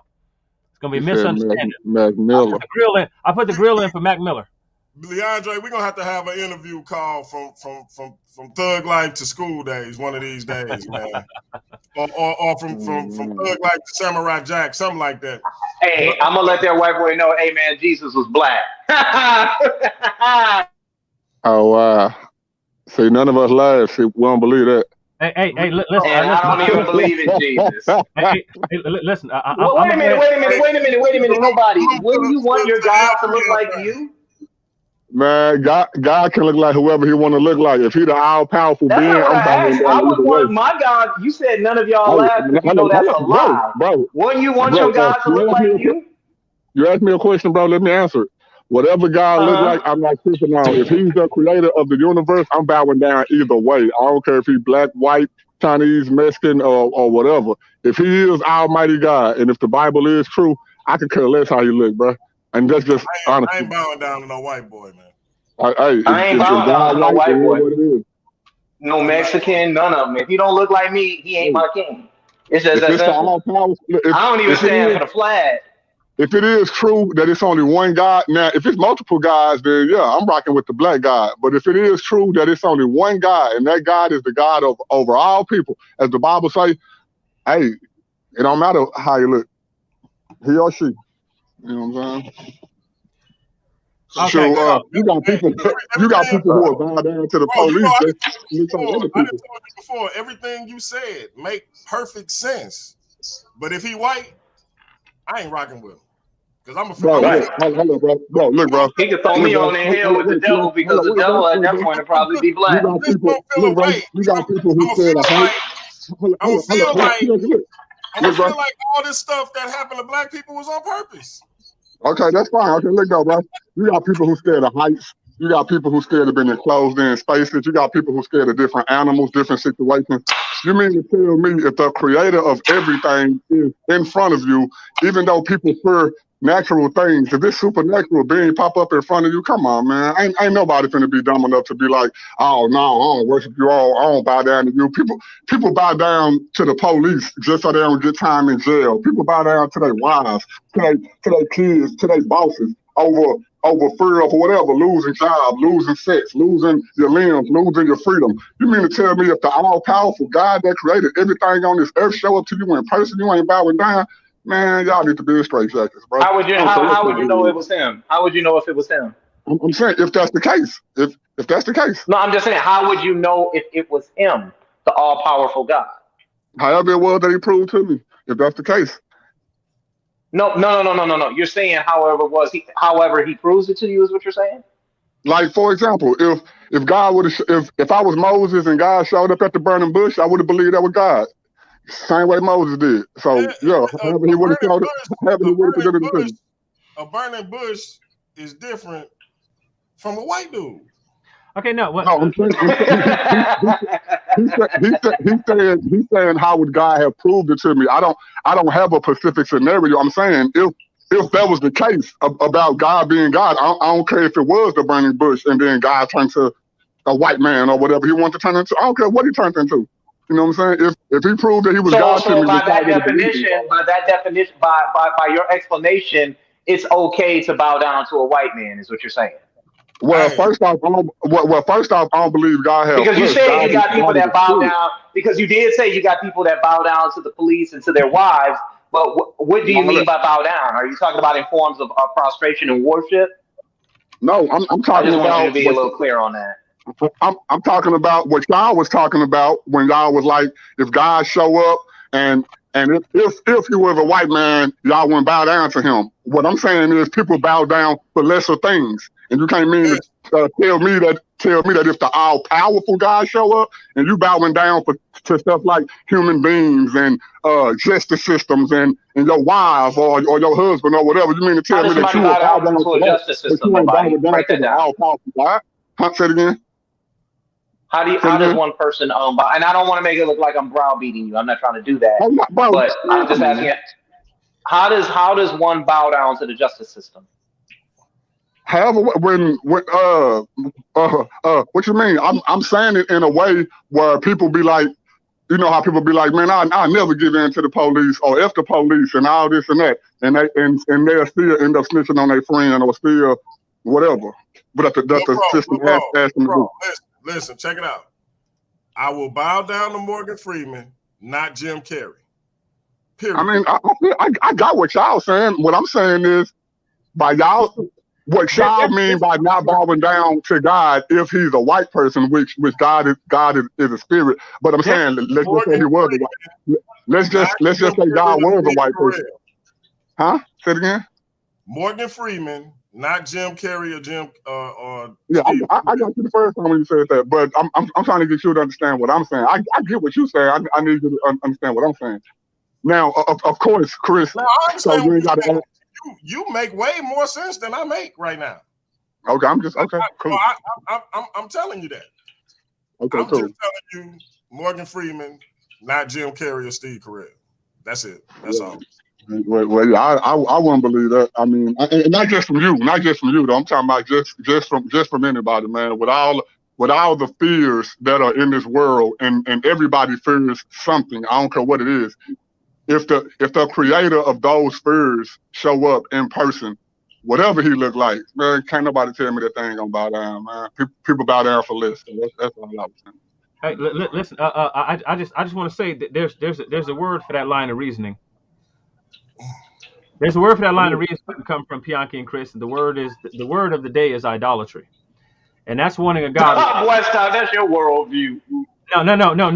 The actual word means so you've crafted a God in some image of your liking, and so The God is a God if he fits the way you've crafted him. And so the word of the day, is idolatry. So to my brother Nobody's point, and this to my brother Nobody's point, and the way I would say it is that a logically causal argument would say that a God who can produce whatever diversity would need to have the sort of diversity that he can produce present in him. A cause cannot produce an effect that it itself does not have. You'll never have chemical components which can produce an explosion where those chemical components don't already possess the potential for that explosion. And so it's different between like actual Chris, you're familiar with kinetic energy, right? Yes. And so potential energy, kinetic energy, that sort of thing. So this is a causal argument. So the God that I would serve would be the one who could produce all sorts of variation, not one who would be my God and look like me, because then everyone else would have the similar reasoning, and then you couldn't have any monotheistic God. You couldn't have a one God. You'd end up with a system that's in complete and utter disarray. So the God that I serve is immaterial. He's not confined to space, time, or matter. He does not fall in a specific construct of race, which is mostly an artificial vestige. There's like 6% of difference between the races, respectively, and so on and so forth. So for me, what matters is whether or not the person's God. It's who they are, and it certainly can't be something that came as a result of created classifications, climate, diet, and that sort of thing. So anyway, that's my spill. Even though I know most of that was tongue in cheek anyway. So I know most of it was you just use bigger words. You know, you came through with the college professor speak. You know, we was talking on the block. Leandre do this all the time, man, and I keep telling you. It's my brother. I mean, but I can't. But he knows. Right off rip, I disagree with him because his God chose a certain people to be his own. Right, but how does that mean that? But for what purpose? Yeah. Right. Yeah, but he also makes, according to the Bible, he makes claims about these people that other nations are unto him as fit. But for what purpose? That's what's got to be accountable for. It doesn't matter. He's choosing. It does matter. No. It does matter. Context matters. The thing is, yeah, but the thing is that there's nothing. It doesn't. This is a non sequitur. It doesn't logically follow that because that God chose the Israelites. Now, Deuteronomy chapter 7, God specifically goes into unspecific. He specifically goes into why he chose the Israelites, and he tells them to be a nation of priests, right? To be a nation of priests. No. That was the bloodline the Messiah was going to come through, bro. Right. They got treated. Right. They got treated. Notice. Notice the Bible also says that I'm cool with everything y'all saying. My issue is this. I'm just saying, my issue is this. Because Chris right with y'all. In terms of the philosophical language and whatnot, I'm just saying this. We lying today, P? My people, I got a torn meniscus. I'm a little loopy because I had to take this pain medicine. So all I'm saying is my people been bowing down to white people way too long, and I'm just not finna be one more. I mean, that was just the if, though. That was just the if, though, bro. That was hypothetical, bro. That was just hypothetical because I don't believe God got skin color. I believe God black or white or green or purple. I already know. That's hypothetical. Okay, Pianki, let me tell you something. I remember them little, I think they call tracts that the Jehovah's Witnesses used to hand out. I remember them. Yeah, I know how they used to look. That's how. If God exists, that's how I'm like, okay, you can't see no face because if you can, ain't no vestige because otherwise everybody gonna be feeling away because or if you a comic book nerd like me. Galactus, the devourer of worlds, everybody that look at Galactus see they self. So I don't care if it's Martians, Earthlings, Klingons, whatever it is, he look like them. So that's how I figure it's gonna work. Hey, P, let me ask you a question. Y'all God exists. P, let me tell you something, man, and I mean this with all the respect in the world. Okay, don't fight me. Now listen. Now what's going on with Slim Shady? What's Slim Shady doing?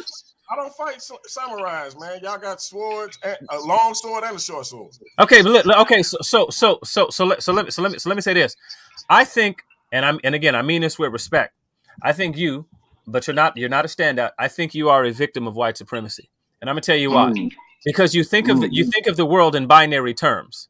So when so for example, I wouldn't argue. Wow. Okay, so I'll take offense to the term victim. Well, right, okay, good. Well, no, I'm just saying. I think you're victim of white supremacy, and I say this because I want to hear this. I know where you're going at it, but Bianchi, I want to see your response. Go ahead. I ain't saying I agree, but I want to see your response. Go ahead.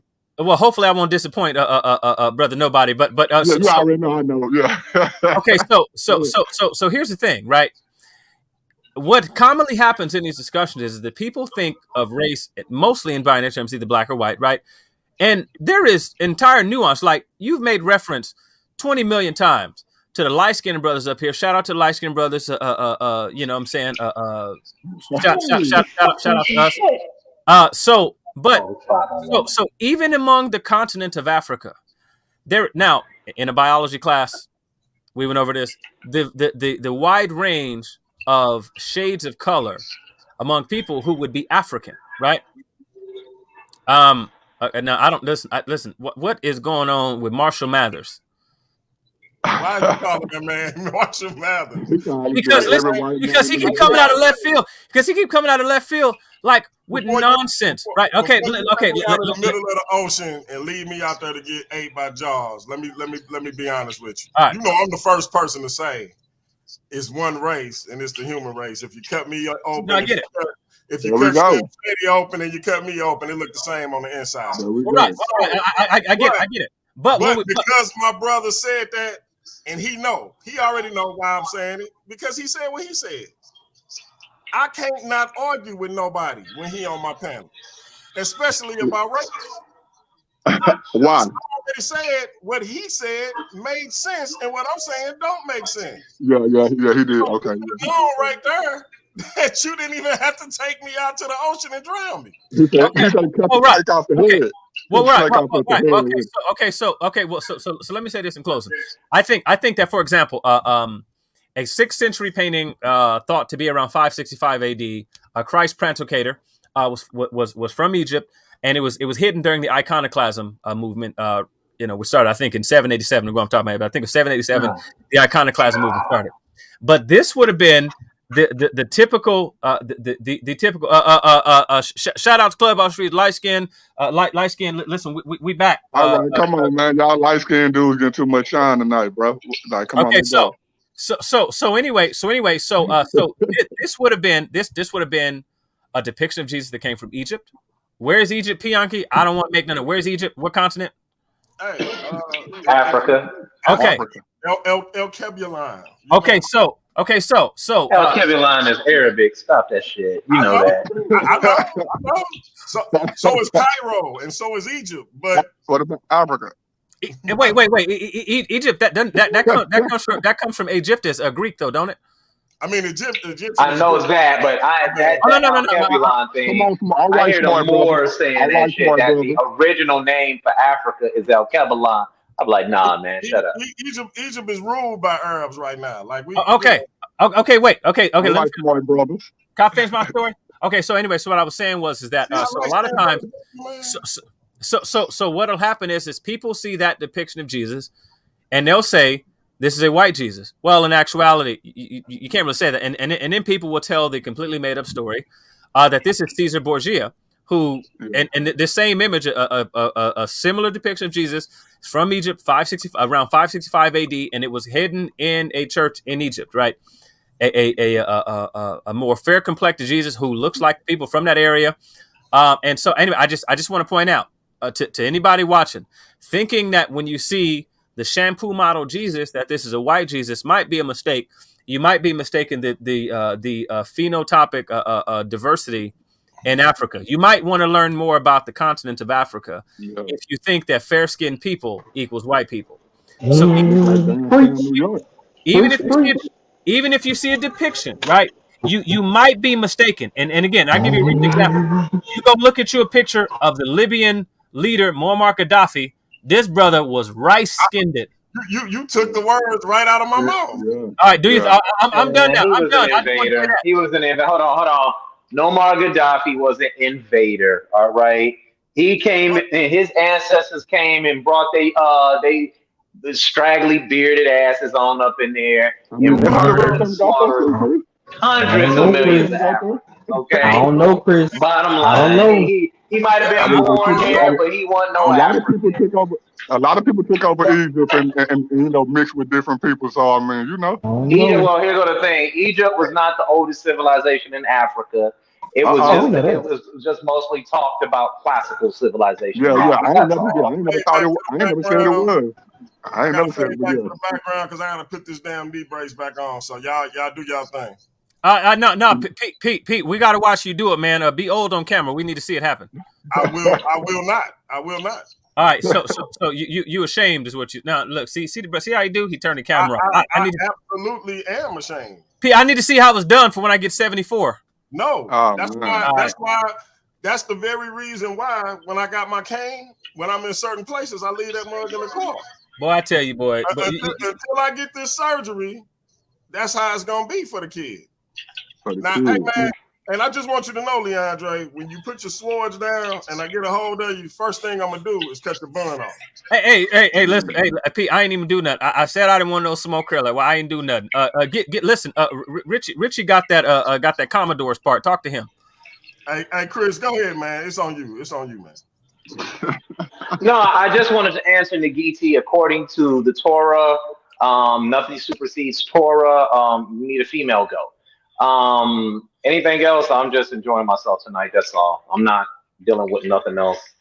So I'm just enjoying myself tonight. Nothing more. That's what's up. People get to come to the paradigm shift and share. And I just want to let everybody know the topic of discussion has already been settled out. Everybody came to an agreement. What nobody mama's getting talked about. I didn't come to an agreement. I'm not saying I didn't come to an agreement with that. Okay, you mean to tell? Okay. Hold on, Chris, but let me ask you a question. Do you agree that Christians are being prosecuted in the United States in 2022? Do you agree or disagree? I believe that I have seen a semantical argument tonight. Okay. Expound on that, please. I just did. I'm saying, I agree that I've seen a semantical argument tonight. That's what I thought. So do you can be a Christian in the United States and not. You could be a Christian in the United States in America and not face persecution. No. I agree with you, but that's not what I asked you. I'm asking you according to the title that's going across the screen, which is the topic of discussion tonight. I thought we had come to an agreement, but since you said we didn't, the question is: are Christians being prosecuted in the United States in 2022? Not as a whole, not as a list, just period. Are Christians being prosecuted in the United States? No. And the reason why I have seen instances where I've seen persecution, yes. But when you stop saying prosecuted, you're not being prosecuted. What's it called? But I want to say this here, and I want to be honest when I say this here. Jesus Christ, fucking hold the zone. Goddamn zone. All right, sorry guys, I'm playing Destiny 2 here. What I'm seeing once again is I'm seeing forms of, yes, I do see forms of persecution, but there is no concentrated effort to eliminate Christianity from the United States. I just don't see it. Well, is persecution by definition, just the definition, does it mean concentrated effort to remove Christianity or remove anything from such an area? Is that the definition? No. Okay. So thank you. But when you say a title like, when you say a title like "Are Christians," you're talking about multiple groups. And what I was looking to see is there this concentrated effort? Hold on, can I answer? Go ahead. Not groups though, bro. People. Thank you. It could be two people. Not groups. Go ahead. But there is a plural noun in the title. Right. Because you can be a Christian today and you will not be persecuted. Okay, so for being a Christian. Okay. So, Chris, how does the word Christians mean multiple groups? That's what I'm Christians. saying. It That's more than one person, right? Right. Person, And so not it group. only means more than one person. How does it mean more than one group? Group. Because this is what I'm saying. You're making that. What I'm saying is, Okay, one more time. You can be a Christian today and not be persecuted. There's no concentrated effort in the United States of America that says that you cannot be a Christian. When we look at other countries such as Nigeria, India, Sudan, North Korea, you cannot be a Christian, period, because they will kill you. Here in the United States, you could be a Christian and you won't be killed. Right. But I was looking for a more like I said. No, Leandre, I'm not saying that you didn't make a good argument. I didn't say that you didn't do that. I'm just saying that you're making this argument based around semantics. That's all. Okay. That's why I said I acknowledged it. I said it was a semantical argument. Well, right. Well, no. But the United States is a Christian nation itself. But go ahead. Okay. But you're saying prosecution only has to lead to death in order for it to be prosecution. Persecution. No, I never said that. Never came out of my mouth. Okay, so I never said that. So the other examples that have been shown all night, and which you had said yes to already. So that's the reason why I was like, everything have came to a conclusion about it. But since you somehow now saying that you you're trying to make it look like I contradicted myself. I just agreed with his points of conversation, and we were talking about the bakery case. I didn't say I agreed that Christians in the United States are being persecuted. No. Okay. So I didn't agree to that. I'm just saying if you're saying that yes, there are forms of it that you guys have made some semantical arguments around it. Okay, I can agree with that. But I do not agree that Christians in the United States, which is a Christian nation, are being persecuted strictly on the basis of they are Christians alone. Okay. Hold on. Let me say this in closing. Those ABCD people, they were persecuting him not because he was a Christian, but because he did not want to bake their cake and they felt a certain way. Okay. That's all. So the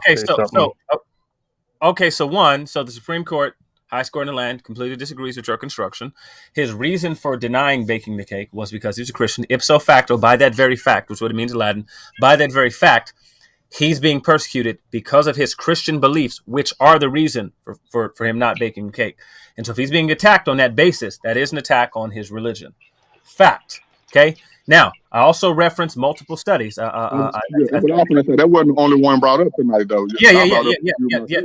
That was most certainly not. I think it was Gunn and Zinner, 1997 studies showing that medical students, for example, are face discrimination for being Christian.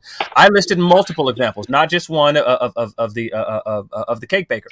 I referenced a study that said that in academia, you're going to get a lower position if you get a position at all in academia if you are a Christian, especially during the period of time. And this is something that my philosophy professor could tell you. Dr. Nathan Carson, my philosophy professor, he could tell you. Years ago, you couldn't even get a job as a Christian philosopher if you're a Christian. Now there's been a complete turn in the discipline. But you couldn't get a job as a Christian, as a philosopher if you were a Christian, because the mainstream view itself was that it was hostile to Christianity. And this is someone who has a PhD in philosophy, as a philosopher of moral psychology, but he couldn't get a job originally, and it was difficult to because you're a Christian. But what I referenced a study then. I talked about general attitudes, like there was a Pew Research study, general attitudes against Christians. I talked about how there was a general attitude in America where people hate Christians. I made specific references to quotation where they talked about, they can go out and kill them all. I didn't just talk about the Masterpiece Cake Shop. I didn't just talk about that. I gave multiple examples. And respectfully, Chris, what you're going for is a semantical argument where you're trying to prove via semantic proof that it's not persecution if it does not fit this specific criteria, except for that criteria you gave is not in the definition of persecution. The only thing I need to show here, period point blank, is that whatever happened to Christians, and I've listed multiple Christians, fits the definition of persecution. Ipso facto, by that very fact. Persecution means ill treatment. Religious persecution means persecution based on your religion. Blank was persecuted for their religion. Therefore, this is Christian persecution. Okay, so by that very fact, that's a logical syllogism. I've proven my case. If you have a refutation to either premise 1 or premise 2, let me know. Let me know whether or not you agree with the definition of persecution that I read off, or 2, refute the examples that I gave of people facing ill treatment for their religion. Otherwise, if you concede to point 1 and point 2, the conclusion logically follows from the 2 premises. That's why I disagree with you. I want to say something. I want to say something real quick. Hold on. Oh, yeah, cool. I disagree with you in general because, once again, which premise? You do not have one real quick. Hold on, real quick. I disagree with you because you can be a Christian in the United States of America and not be persecuted. That's why I disagree with you. Right. Hold on, real quick. That's not a refutation. Point 2. I did not make a universal. A lot of some of the things that you're saying are a little bit over my head. So what I'm trying to sit up here and say, when you're just trying to identify an argument using the word prosecution, or by definition, I think that's a little bit, we have to be careful with that, because that's, like you said, there are many forms of persecution. You are right. There are many forms of it. And one more time, no matter what the Supreme Court said, what the Supreme Court said, that doesn't mean that's religious persecution because of their faith. All right. Okay. And you mentioned also, and I'll say that's an appeal to authority, because you said they're the high court. Last time I checked, the Supreme Court really doesn't have any validity, as far as I'm concerned, as a black man in America anyway. So I'm just going to hold on to that argument.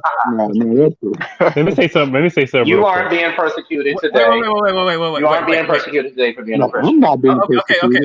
Okay. Hold on. Let me say something real quick. So you're free to be a Christian in America. So you're free to be a Christian in America without being persecuted. Chris, and the instances that you guys showed only these can be studied, but not to me, not as far as case law. This does not show a concentrated effort to show Christians. Hold on, wait, Chris. Nobody disagreed that there are Christians in America who are not persecuted. The argument is, the question is, are there Christians in America being persecuted? The answer is yes, bro. It don't matter if it's 1 or 2 or 3 of them, even though we can name more, but based off the title Christians, that's just no, it's not are there Christians being that's no, you said are there Christians. You're saying no, you just said are there Christians being persecuted in America? No, that's not. Let me say something real quick. The name of it is are Christians being persecuted in America? Yeah. Are there Christians being persecuted? That's not the name of it. Let me say something real quick. Hold on. Let me say something real quick. So basically, persecution comes from when you're disagreeing with somebody. So if you're a Christian, right, and you're not being persecuted, that means you're not sharing your faith. Because number one, no one's born a Christian. Christianity is not a naturalistic belief system. It goes against human nature. So let me give you an example. Chris, I'm telling you that you're wrong about ancient Egypt because you left out a whole gap of ancient Egypt history because you're saying the Exodus didn't happen. And what I'm saying to you as a Christian, it did happen. So what that's going to do now, going to trigger an emotional response to you because you're very passionate about ancient Egypt history. And when someone tells you that, Moses existed, it gets you mad. So therefore, you're going to want to persecute the Christian on that level. You're going to want to basically, say ill favors against Christianity. You want to basically, use his name in vain. And that's what happens. So yes, Christians are getting persecuted because it's like I said before, it's not a naturalistic belief system. It goes against human nature. If you're not basically, getting no friction as a Christian, that basically means that you're still flowing in your flesh along with the world side. Because the world is going in a different direction. You know what I'm saying? So you're supposed to feel that friction. On that level, on that level, I totally get what you're saying. Because I was the one that said no, I'm not getting prosecuted. But I was talking about based off of how getting shot at or locked up in jail. But to the level that you're standing on, Richie, you're totally right, bro. 100%. Okay. So really quickly, I want to respond to a couple of things Chris said. So again, Chris, I did not make a universal affirmative argument. If I made a universal affirmative argument talking about all of something, I didn't say all Christians are persecuted. That's not even Hold on, what. hey, Leandro, you got to understand, I'm not familiar with every logical fallacy in the world. Oh, okay, right. That's right. what I'm telling you. Yeah, a lot of things that you say go over my head. Hang on, let me finish because I'm also explaining it. So the reason I said that is because if I was making a universal affirmative or universal negative claim, the only thing you need is provide one counterexample. Oh, okay, I see what you're saying. Okay, I see what you're saying. So if I say all humans have two legs, the only thing that's required for you to refute my argument about all, or if I say none, it's for you to find one counterexample. Any example that does not fall in line with that would be a refutation. What I'm telling you is when I've given you examples of Christians, I'm not making the argument. And so I'm pointing out this is a straw man argument. Responding and saying you can have examples of Christians who don't face persecution is a straw man argument, particularly because I'm not making an argument about all Christians facing persecution. It was never my position. I gave specific examples of Christians facing persecution in America in 2022. I gave specific studies which reference like medical students, right? Which is still the case today. Medical students or college students as a whole, people applying for positions in academia and higher learning, right? Facing persecution because of that. I gave specific examples of UPS workers, of a specific UPS worker trying to attend Sunday service and being fired for trying to attend Sunday service, even though this was the agreement when he started. And one of the things needed to prove discrimination for a religious basis is that other people were allowed for other reasons and you were not. So particular discrimination, I got into particular examples of discrimination. So I'm pointing out to you that you have fallen guilty to the fallacy of the straw man. But you cannot tell me because a person can be a Christian in America without facing persecution does not mean that Christians are not facing persecution. Okay, so it's the same way. If I'm making a general conversation, if I'm making a general statement about humans having two legs, right? If I'm saying most humans have two legs, or some humans have two legs, telling me not all humans have two legs is not a response to anything I said. So you're saying, hold on real quick. So you're saying that Christians are facing persecution? Yes, in the United States of America. That's your overall sense. Okay. Yes, and I gave let me say this, and you can talk. And I gave specific examples of Christians facing persecution in America, present day, present time.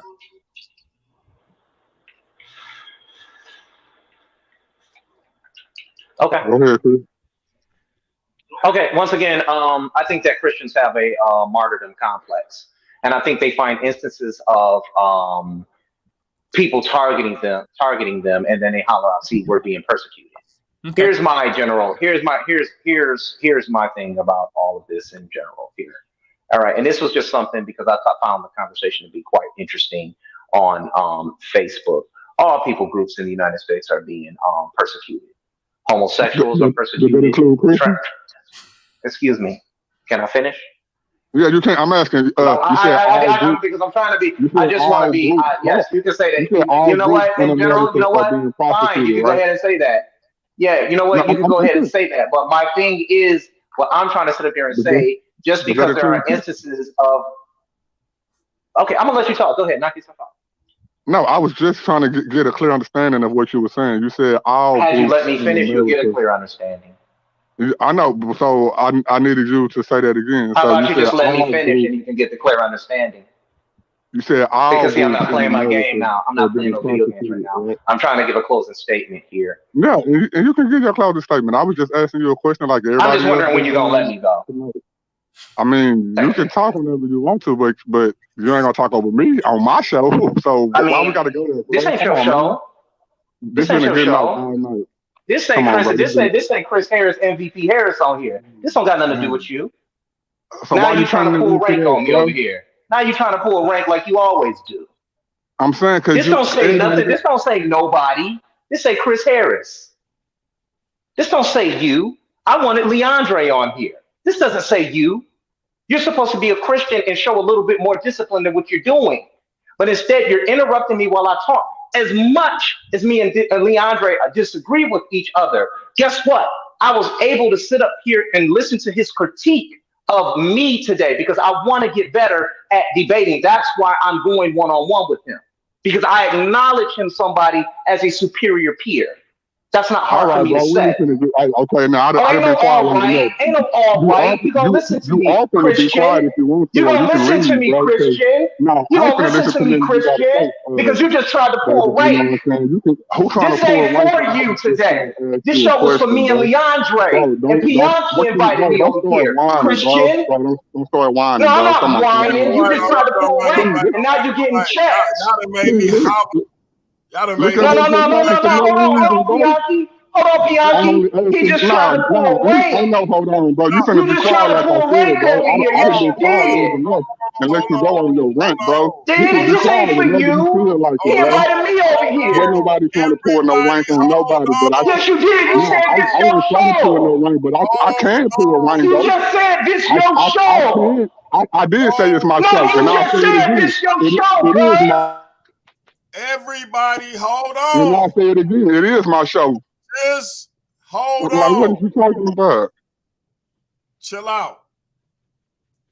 Let Chris finish what he was saying, and y'all move on, because it ain't even got to break down like this. That's Y'all what I just asked to do the question, bro. Bro, y'all was doing fine. Just let He him still finish. Just let him finish. No, fuck him. I'm out. Bitch made ass nigga. All you do is cry like a. Wow, look, man, bro. doing all the cursing and the. Come on, man. Ain't nobody checking for nobody. Listen, This is for me and Leandre. Chris, that ain't the point. Just finish what you were saying, You man. gonna pull some weight. Lose your ass. Listen. God. Wow, bro. I just asked a question, bro. Hey, Pianki, put it this way: people still on the show, and this happened.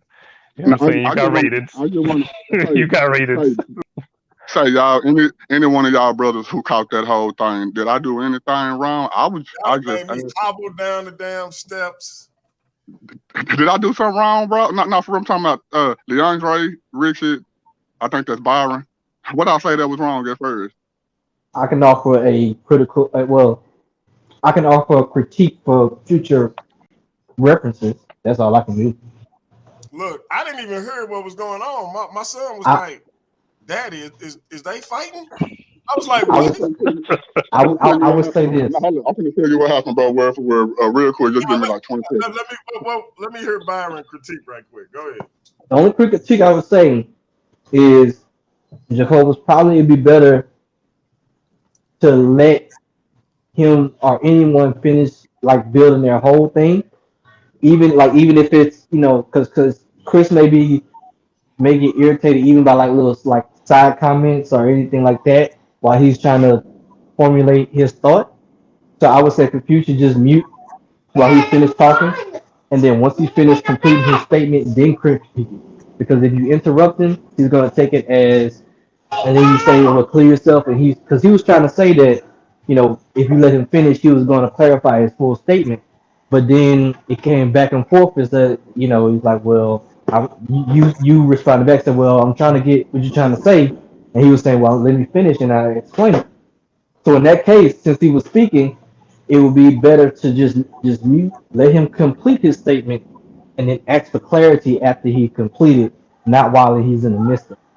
That's what I would say based off of just observance before, because it seems like that's a trigger, and everybody got their own trigger. So I'm not saying that's something that's only particular to him, but I would just say, I respect if once he's talking, then after that, kind of just snowball.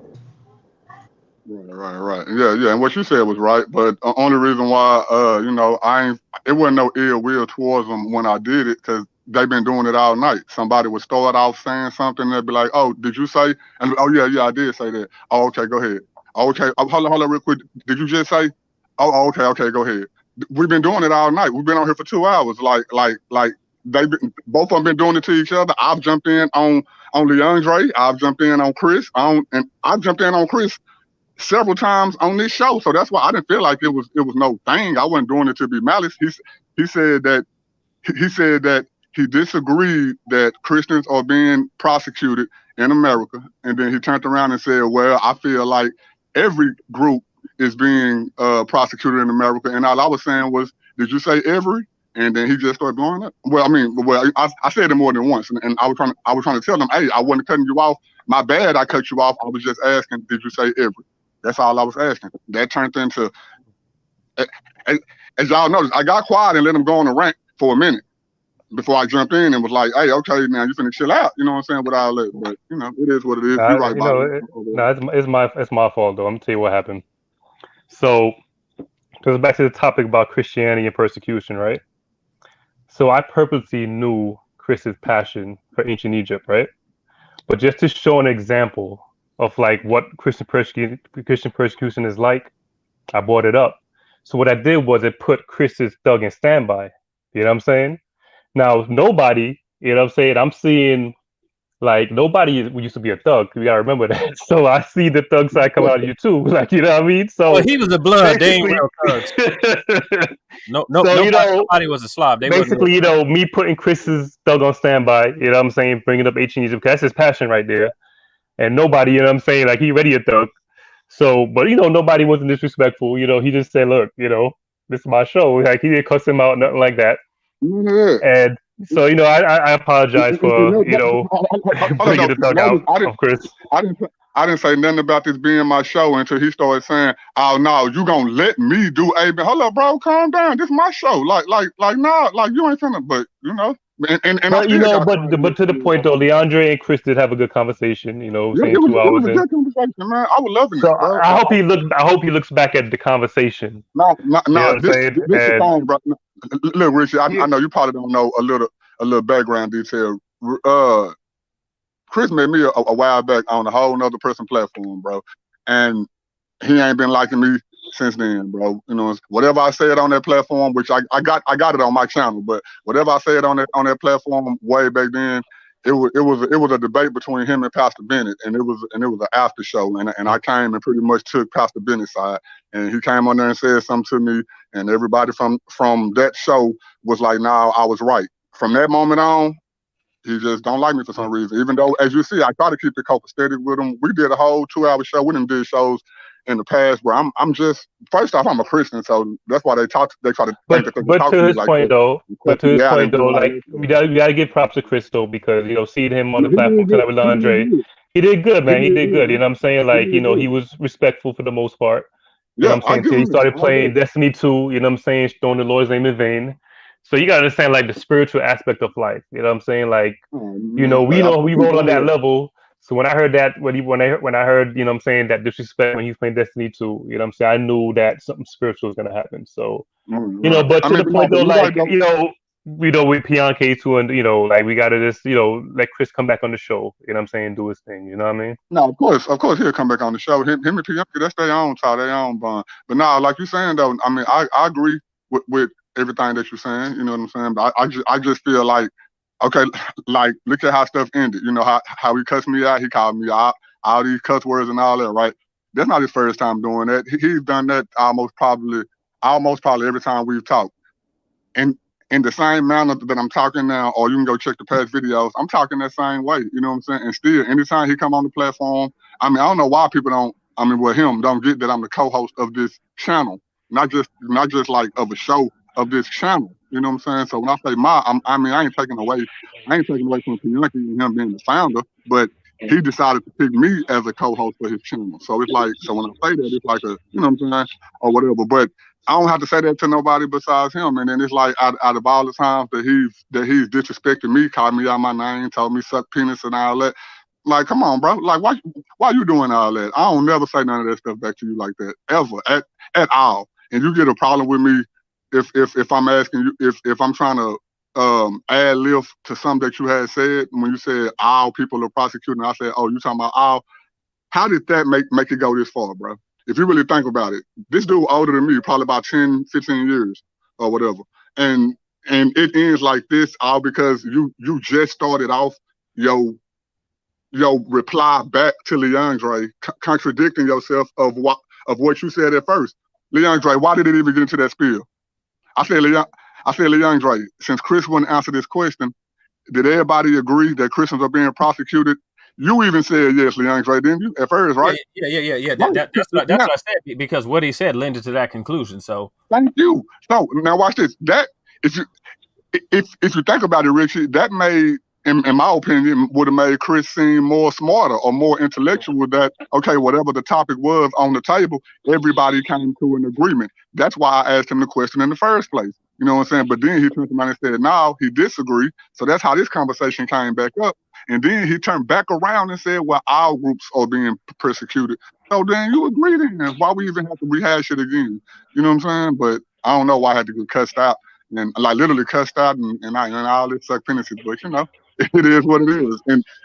And that's why I agree with you, Richie, when you made your second statement about if you're a Christian and you're not getting persecuted in some way, shape, or form, then you pretty much ain't putting yourself out there like that. That would be a form of it right there.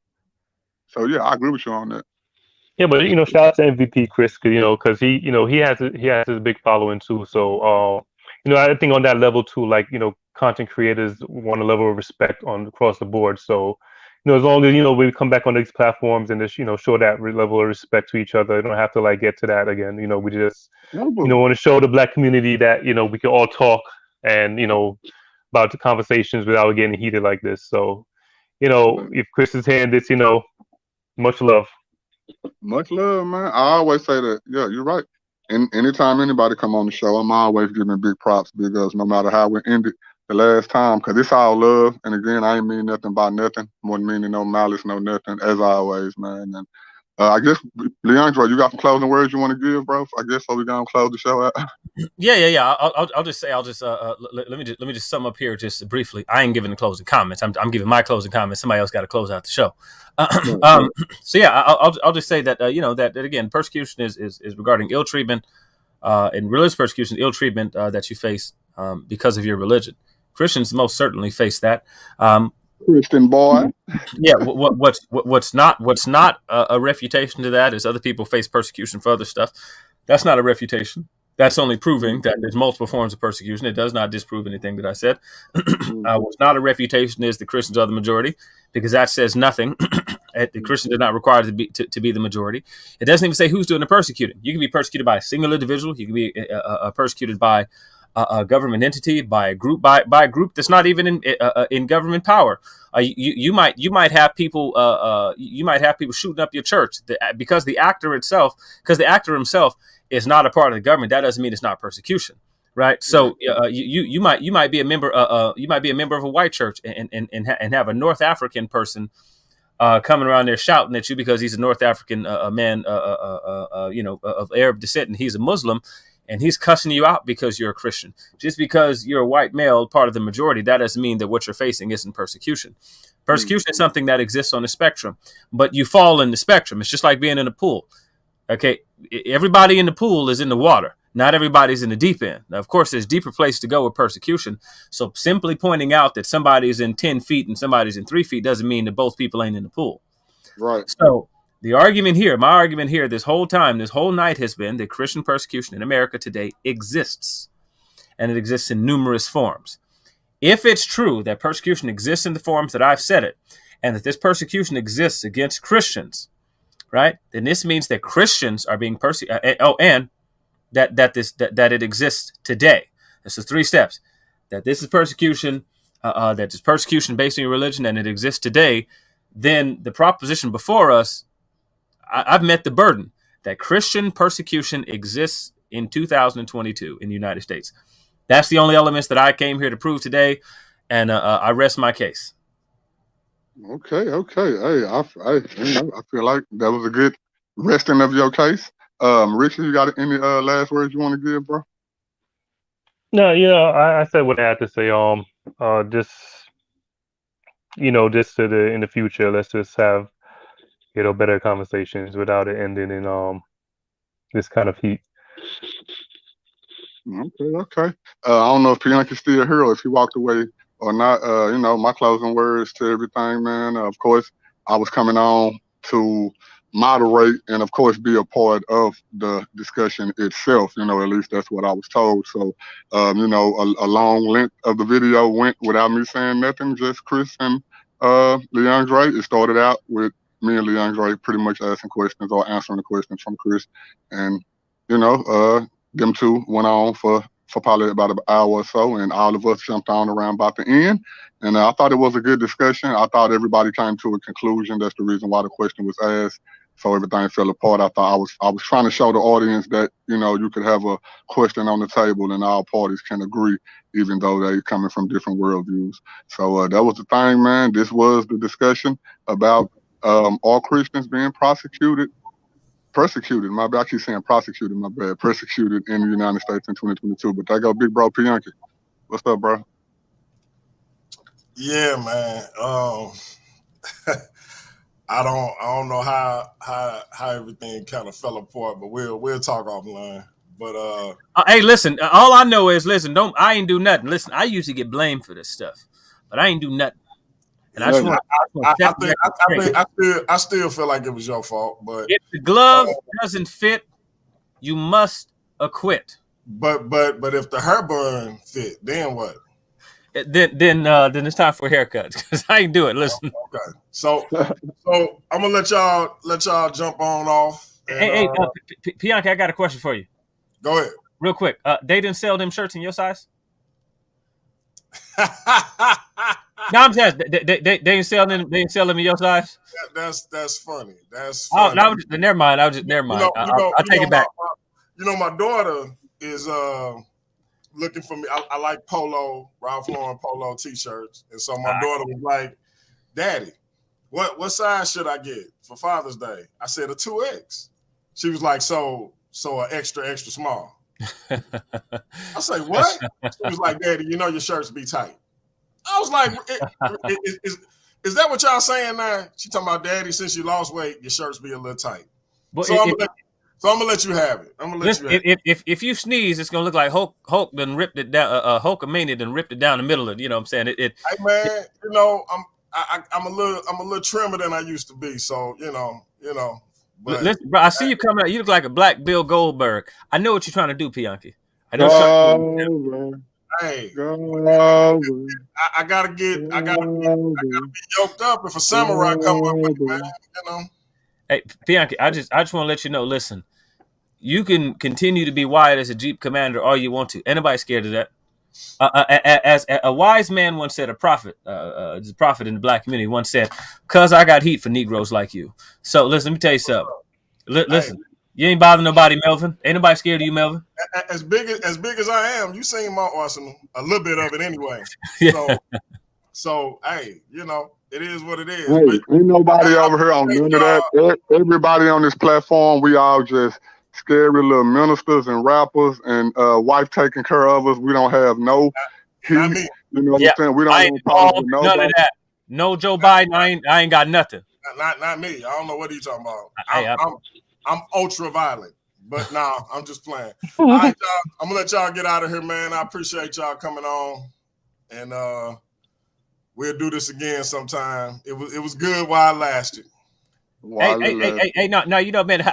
However long we've been rolling, man. You know that was, I think that was a good build. Yeah, it was a good build. I'm gonna bring MVP back in so he can close out. I appreciate y'all, brothers. Richie, always a pleasure, my brother. I got to get you back in to talk about that movie some more.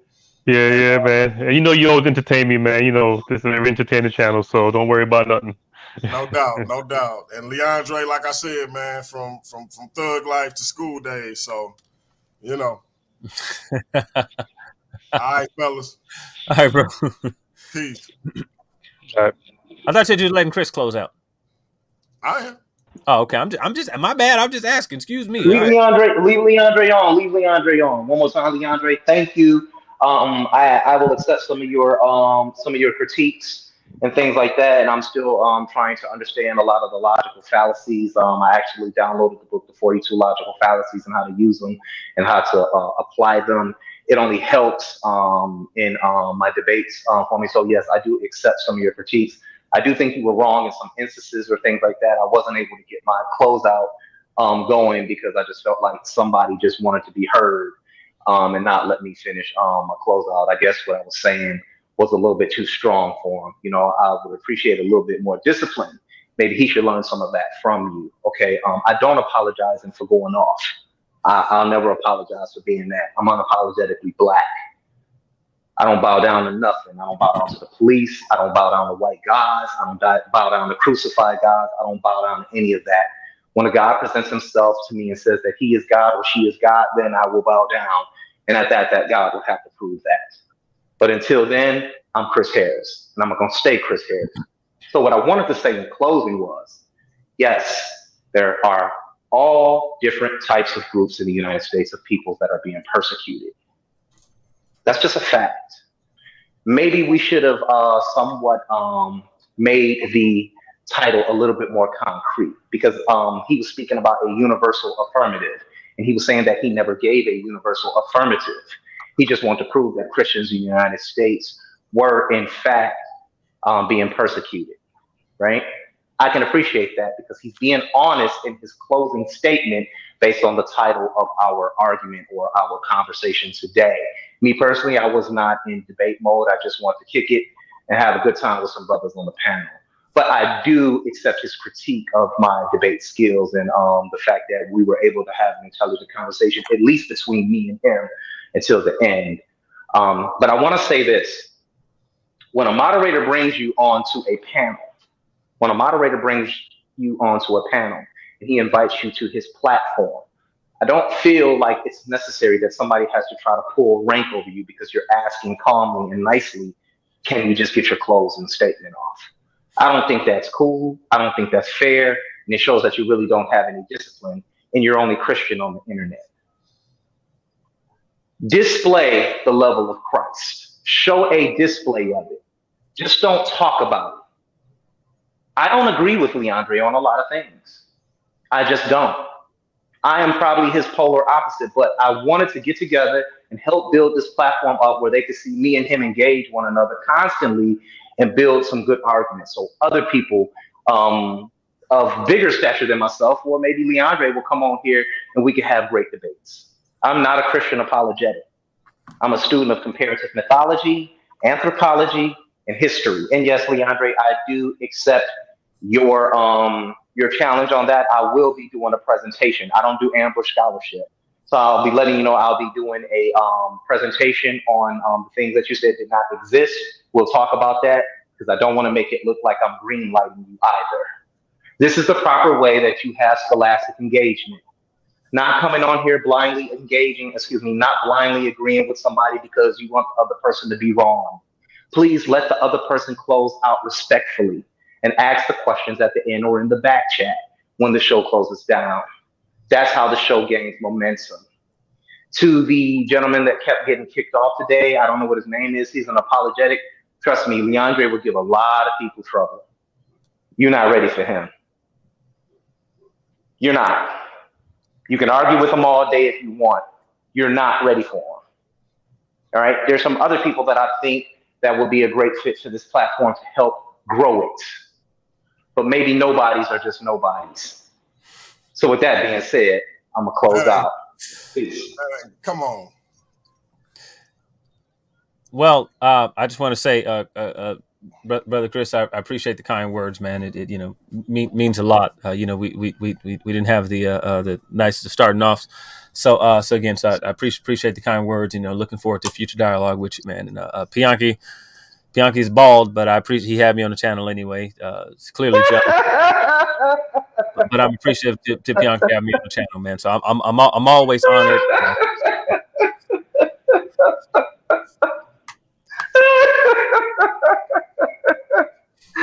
Bianchi, you was speechless up there. I gotta pay myself, Bianchi. Dudes, man. Hey, man, you just mad because it's the illest backcourt on YouTube, man. Stop it, man. Y'all played out. Deal with it. Hey, Bianchi, man, I'm gonna tell you something, man. Me and my brother growing up, we had a policy. We wouldn't sit in no bald barber's chair because we felt like he was just gonna be jealous. So he walked in and the barber was bald head. I don't care how clean his lineup was on his facial hair. He might have a Rick Ross down pat, but listen, you bald head, I can't trust you. It's just something about the fact that you lost it and I got it. But again, you've been nice to me, you know what I'm saying? So I'm appreciative, Bianchi, because so thank you. I appreciate the kindness, you know what I mean? I got more hair than girls I went to school with. I just want to put that out there. And so, if they watching, just know it's up there. But P, nonetheless, I appreciate you, and please tell your queen I said hello. Will do. Even though you didn't call me old and crippled and everything else. I'm sure I use a euphemism. Will do. I'm sure I use euphemisms, but yeah. So, It's but anyway, all all right, I'm silent now. Okay, I'm done. All right. With that being said, I appreciate everybody coming on.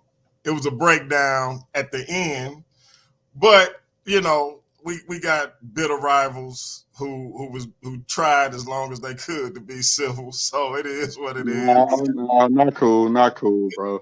Not cool, man. If y'all could have heard my son asking, was they fighting? I was like, nah, not cool, bro. Not cool, bro. The dude lied, bro. I mean, we can play the video back. The dude lied the whole way in, bro. Listen. It don't matter because I can't have y'all arguing on it ain't no y'all, bro. If the dude wrong, if a person wrong, they wrong, bro. Can't nobody come say right, wrong, or indifferent. At this point, the argument was still going to ensue. So, right, wrong, or indifferent. I can't. No, but don't say y'all, bro. Don't say him, bro. Don't say it was gonna break down. Look, bro. Who? Like, I'm just saying for real, bro. How many people do it take to argue? I wasn't arguing, bro. That's the whole thing. I wasn't arguing at all. So you ain't say nothing. No, I ain't saying I ain't say nothing. I said I wasn't arguing. So if y'all going back and forth, what is that? Ain't no back and forth, bro. If people been having a conversation all night, let me ask you this: have I not been a part of the conversation all night, bro? Yes or no? You've been a part of the conversation all Wait. night. Okay. Hold on. Okay. Stop right there. Stop right there. I'm talking about the breakdown. Hold on. Okay.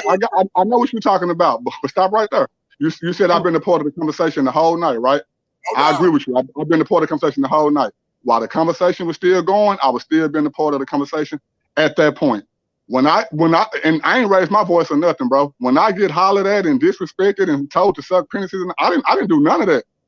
You said ain't no cussing, ain't no this. I didn't even have to be a part of the conversation starting off, which I was asked to be a part of it, and I wanted to be a part of it. He just got on here and made it seem like, oh, I don't even know why nobody was on here in the first place, and all this and that, and such and such and such and such. Like I wasn't already a part of the conversation.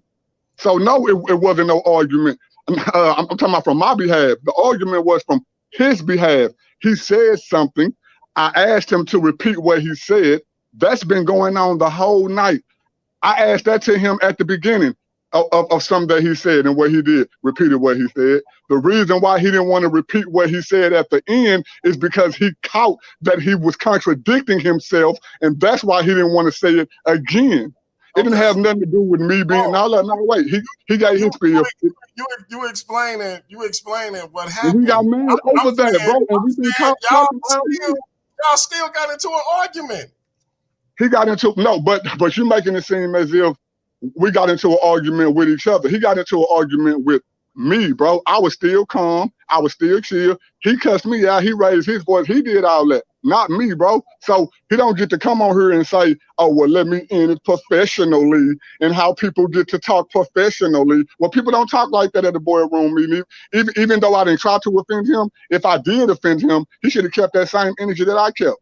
And did it in a scholastical way is the reason why he was just on here kissing Leandre butt, is because I'm saying the same. Bro, you can talk to Leandre right now.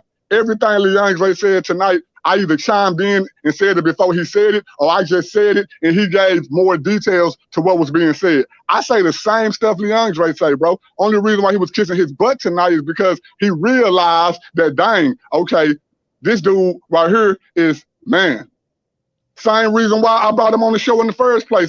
All these Christian bros and Christian all that, Bianca, you know, well, you already know all that. He don't know all this. We all hang out with each other. We all pretty much say the same stuff when it comes to our subjects. Just because you don't like me, don't make it seem like, oh man, I'm really getting this or getting that from somebody I can learn from, and we all saying the same stuff. It's just that he don't like me, bro. I didn't been nonchalant with that dude plenty of times since he came on the channel after that dude and pulled the same stuff he pulled tonight, not just on the channel, but even in the back chats, bro. cussing me out, telling me to say, act like a good Christian, act like a good Christian. Well, I am. So don't try to turn it around and then flip it on me and then act like that. Like, but anyway, bro. Felt like that wasn't cool. But go ahead, bro. Go ahead. I'm still listening. Because all I'm saying I know you wasn't here for most of it, though. I know you wasn't here for a lot of it. All I'm saying is y'all got into an argument. Right? I ain't saying who started it, because at this point it don't even matter. I'm saying y'all got into an argument. Y'all disagreed, and that's what the situation broke down. That's all. I ain't say you was wrong, right, wrong, indifferent. Whoever was wrong is wrong. I'm saying it was an argument when it didn't have to be. Because the thing was going fine all night. Thank you. And that's the bottom line of it, right? It was an argument when it didn't have to be. So that means that if it was an argument when it didn't have to be, then the person who started the argument should be the person that fought for it. And now I wasn't arguing with the dude, bro. I let the dude talk. I let the dude go on a rant. When you came back to the show, the dude was still ranting. I got quiet. Let the dude go off. Wasn't arguing. That's what I'm saying. So yeah, like you're saying, you know, I'm trying to go in a whole new direction, bro. Y'all the Bulls and the Pistons and the Celtics and the Lakers and all of that. So I kind of you know, I kind of tripped with leaving y'all without a referee anyway. That it was bound to happen. It shouldn't have never got like that, bro. It shouldn't have never got to no hollering, bro. Because I did something that everybody been doing the whole night. Not something that just happened when I did it. Everybody been doing. He been doing it to Leon Ray. I've been doing it to Leon Ray. Leon Ray did it to Chris. I've done it to Chris. We've all been. Hey man, can you re-say that again, or can you? Everybody been doing that all night. Now, all of a sudden, when I asked him, can he rephrase what he had just said, now all of a sudden, it got to turn to suck my penis and all that. Come on, bro. No, bro. That ain't cool. But I'm trying to help to grow the channel. Man, sit down somewhere with all that. You bring in the animosity to the channel. What? Even if he did feel offended, just like everybody else feel offended, why couldn't it have been worked out in a rational way where then nobody have to raise their voice and get cussed out or told to F you and F your mama or whatever, suck penises and all this? Think about that. If the rule from now on is not to be cussed and not to go off on nobody, the dude went off. The rule is not to argue. It's not to cuss, not to do all that. The dude did that several times tonight. Against, like what I'm saying, like come on, man, it ain't even worth it, bro. But I'm only saying what I'm saying because based off the way he tried to do his closing, it was straight BS, bro. Oh, you good? It's all good. I'm reading Ryan Apologetics. Listen. Ignore. He ain't stopping. Ignore Mitch McConnell in the comments, okay? Listen. Nobody cares. Nobody. Well, Leandre, I say y'all come over here and debate, man. I'm gonna call it the Black and White Bowl. Listen, call it the Oreo Bowl. You can call it no, because it'll be you more like. Now listen, we're gonna call it reverse slavery because it's gonna be abuse the whole time. Let me tell you something. I'm gonna take that man and I'm gonna subjugate him. You understand what I'm saying? I'm gonna subjugate him for a duration of time, like against his will. He's gonna be forced. Listen, Bianchi. So here's what I'm gonna tell you. You can go ahead and get white meat over there, and go ahead and set it up. And I'm trying to tell you, it's gonna be like 9/11 a day later. It's gonna be tragedy, destruction. It's gonna be like 9/11 a day later. Listen, hey, Ryan Apologetic 747. Hey, y'all can do it over here. Do it. TV 314. I'm gonna let nobody moderate. And before you object, he is actually a really good moderator. Listen, I'm gonna be on him like chili on a wedding dress. So you get him up here, okay? Well, no, you ain't gonna do, but man, I've only had 2 people hate my moderating skills. The other 98% said the same thing you said, P. So yeah, it's gonna go down first. I'll be on him like I've already checked out old dude channel, man. forgive me for calling you a Hebrew Israelite, bro, based off some of your titles on your channel, based off of your about and what it says, Abraham, Isaac, Jacob, Hebrew, all this. So my bad if I miscategorize you as a black Hebrew Israelite, knowing that you're not black. And forgive me, on that, you know what I'm saying? But Ryan Apologetic 747. That's a yes if y'all do it on Paradigm Shift TV 314. Yeah, he in the chat, let's do it. He said, let's do it. And I will send you the video so you can replay it on your channel, because that's how the kid rock. So, he said, let's do it, bro. And since Leandre on the show, that's how the old man rock. So, thank you. I appreciate it. Thank you. So with that being said, let's do it. Let's set it up. I sent you my email. If you need me to put it back in the chat, just tell me. But we can do the debate right here on Paradigm Shift TV 314. Nobody can moderate. If you don't believe he's a good moderator, I will send you examples of him being one of the best moderators you ever seen in your life. So, but if you prefer me, if it's a deal breaker, I do it. But I think you will like how he moderate. Let's do it. Let me know what's up in the chat. Because Leandre say it's gonna be a tragedy. It's gonna be smoking. I'll be on him like gummy bears on a set of braces. So, and let it. And when it's up, it's stuck. So you know what I mean. That's all right. He say this is the subject. Christians being prosecuted today in America. Persecuted. Yep. That's good. No, that's what he wants as the subject for the debate. Yep, that's like I said. I'm agreeing to the proposition. I will take. I'll take the affirmative position. No, I'll take the affirmative. Now listen, I'll take the affirmative position. He can take the negative position, and we can do that. He said yes, Ryan. All right, Ryan, you got my email address where we can touch base or what? The only point of clarification is looking at the proposition is what is meant by the word today. Definitions. Got to use definitions. Okay. Because if we're talking about is it going to be June 18th or something like that. So we need so, and again I'm making my point of clarification. I'm putting this on video. What's meant by today? And if they went over your head, he's saying he's making it clear that he wants you to be specific on what you mean by persecution. That's what he's saying. Okay, so if I'm understanding, just responded back said 2022. So that means, am I going to be asking, has Christian been persecuted from January 1st to June whenever? Is that what he's saying the proposition is? Because this is where I said this is where we're going to get silly. Because when I'm saying today, I mean in recent time, recent memory, something within recent time and recent memory. So are you talking about, am I going to be able to show an example from January 1st to June 17th? Is that what you're asking? Yeah, see, that 2022, I would say, well, no, I'm gonna let y'all rock. Go ahead. Well, no, Bianchi. This is perfectly good input because this is how we act. This is the work that goes into formulating the proposition. We need to be clear on these terms because when we get to debate time, we don't want to be talk past each other. I don't want him saying, "Well, see, he lost because he didn't show anything." Yeah. He didn't say anything from January to June.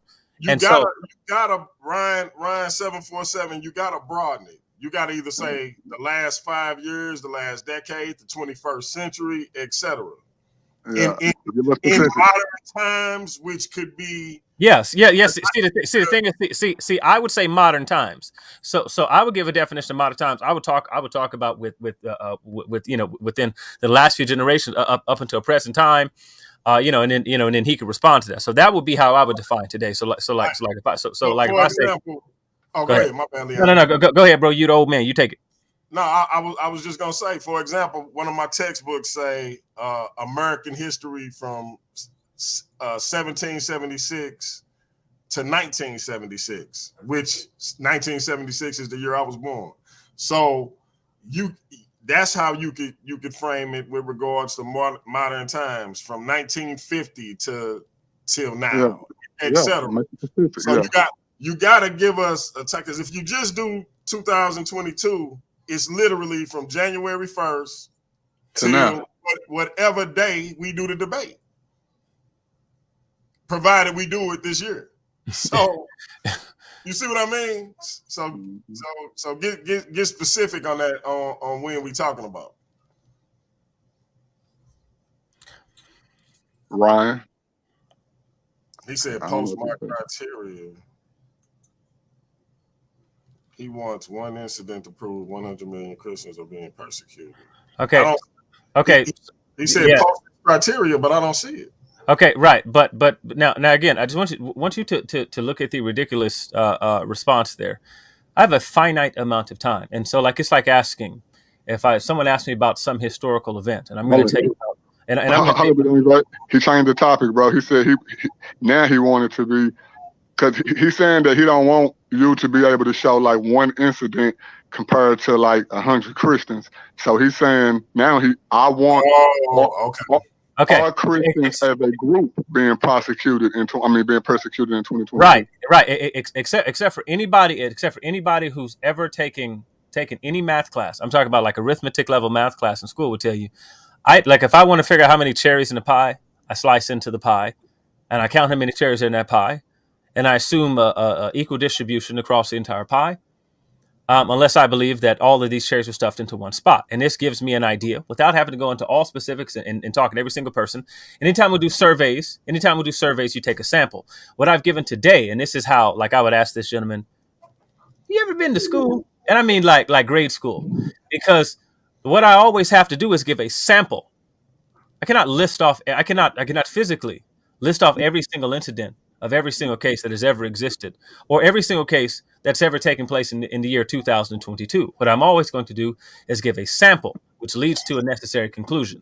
What you need to do is refute that, okay? Because just like if I was going to do statistics, unless I'm doing a census where I'm going to take a measure of all people, I'm going to be doing a survey, and a survey is where I take a sample, and then this gives me an indication of a larger group of people.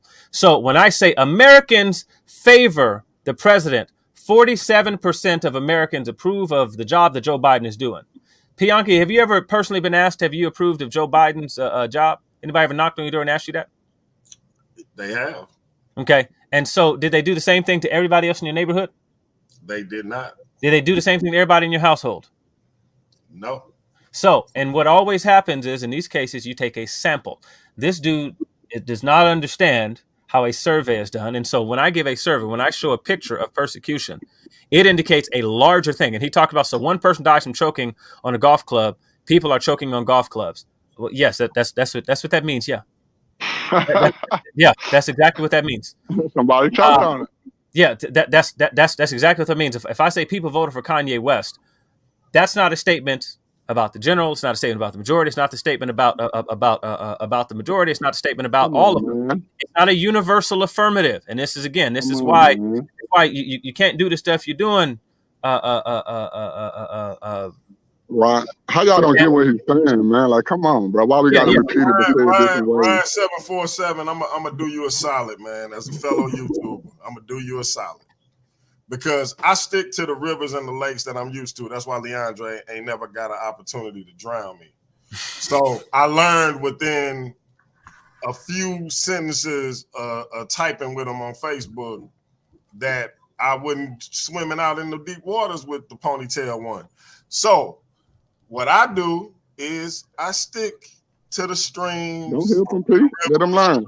And the lakes that I'm used to. So I would say have a dialogue, moderated if you so choose, a moderated dialogue with the brother as opposed to a debate. And then that way y'all can have a conversation, your position on why you don't feel, because you are a Christian who doesn't feel Christians are being persecuted.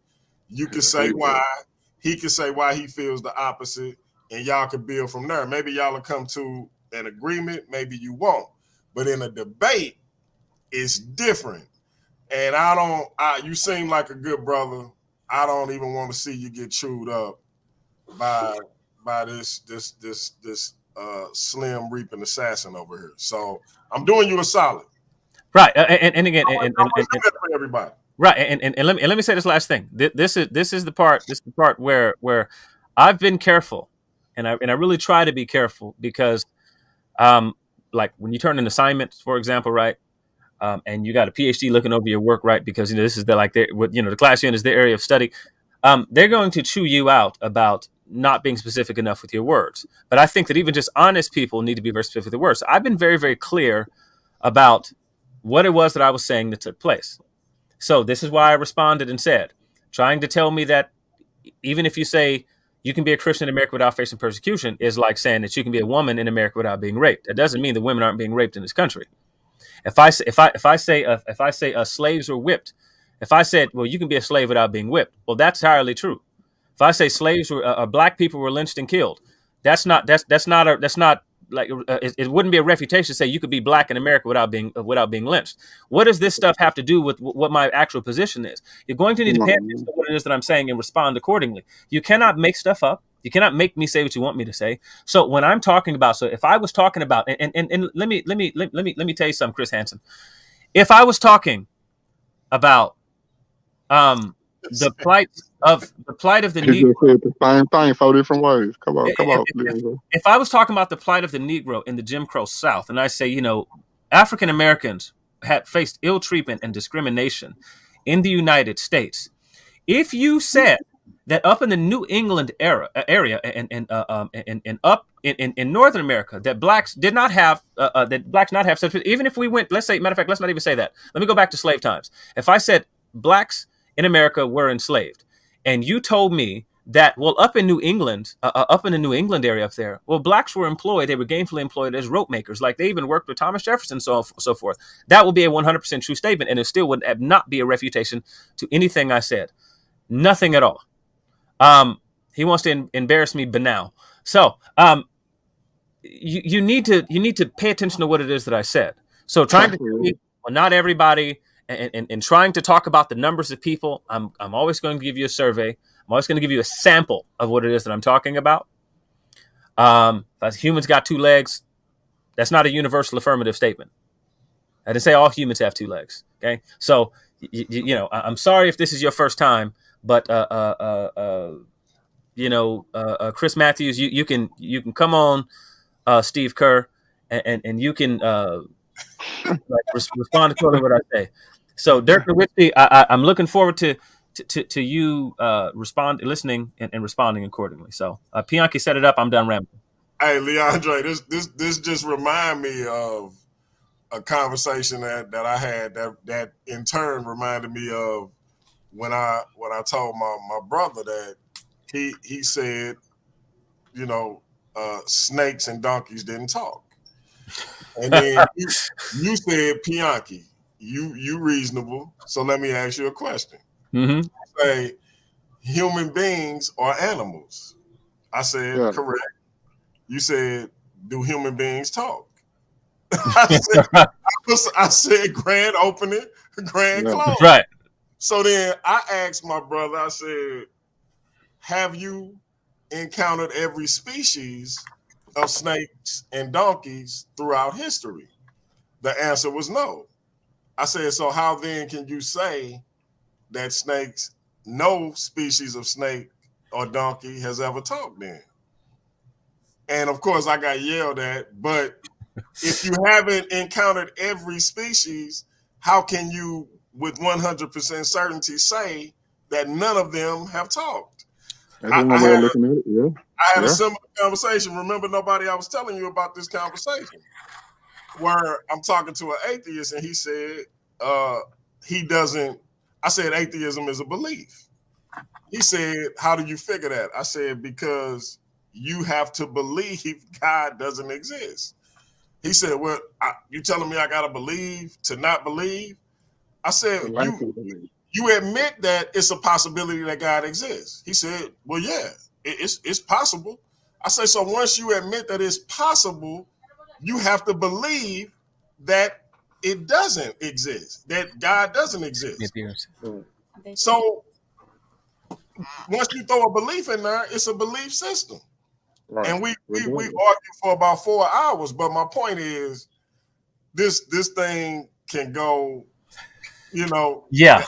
Bianca, and you know what's really really cool is that this is where, like, if a person understands the difference between belief and knowledge, this is where it is. So for the atheist to know that God doesn't exist, that has to be a 100% true statement.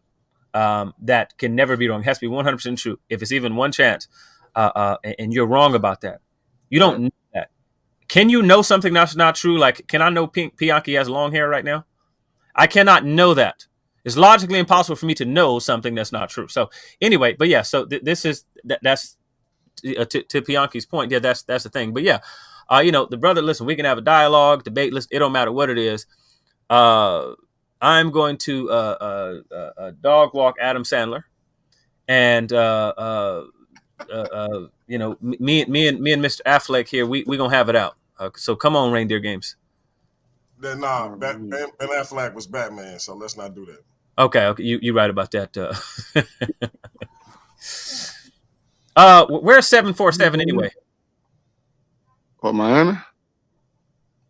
Yeah, he said we are 100%. He called you Jackie Chan. Nice comeback, because you do have that, He should have said Bruce Leroy or something. He could have said Black Samurai or something like that. Listen, first of all, listen, you better go with an Asian reference because it's too close to Juneteenth and anybody gonna hear it. So Ryan 747, you got the email. It's dmgthepoet@gmail.com. Hit me up. I set it up, and we'll get this thing popping. Because I mean, if you wanna listen, I ain't gonna never tell no man, not to step up and listen. Louis C.K. is gonna meet Richard Pryor on this day. You understand what I'm trying to tell you? And that's all bad, So I ain't gonna never tell a man not to step up and fight. So it's all good with me. Come on, Cletus, come on. But as my brother Clubhouse Streets agreed with me that a dialogue should probably happen first, and then because y'all might come to an agreement, man. Y'all both Christians. My boy Richie Garfield asked Ryan Apologetic 747, what kind of Christian are you? I'm telling y'all to do the Israelites, bro. Well, yeah, let's listen. The brother when they talk crazy, I saw his comment a second ago. I ain't say nothing, but yeah, bro, what's going on? So hey, listen. Jim Jones is gonna get this work. Floyd Muhammad. You see what Walter said. Hey, like I say, man, he a fellow YouTuber. He doing this thing. Salute to the brother. The brother that's not a brother. And it's all good, man. I will go ahead and escort you into this Lions Den, and I'm happy to have you as a debater if you want in. I got a debate league channel, bro. So I just need 6 debaters, and we can get this popping. So the winner at the end of my season get $500. MVP get $200. Listen. When I win, the money goes to my sis. Hey, that's what's up. That's what's up. So, Richie Garfield already told me when he win, it's going to charity, a charity of his choosing. That's what's up. So, MVP Chris Harris said he'll donate his to a charity of his choosing. Hey, I mean, y'all some generous brothers. Listen. I got a charity called DMG the Poet. So, listen, I want mine to go. I want mine to go to your queen. And so, but the first casualty is going to be Chris Farley here. So Chris Farley going to get this work. All right. He said he just sent me his phone number, and he just need one week of preparation, and he ready to go. So okay. So it looked like we lost little bro, but yeah, this is gonna be interesting, man. So, hey, like I say, man, just let me know. I'm gonna get in touch with you, if not tomorrow, Sunday for sure.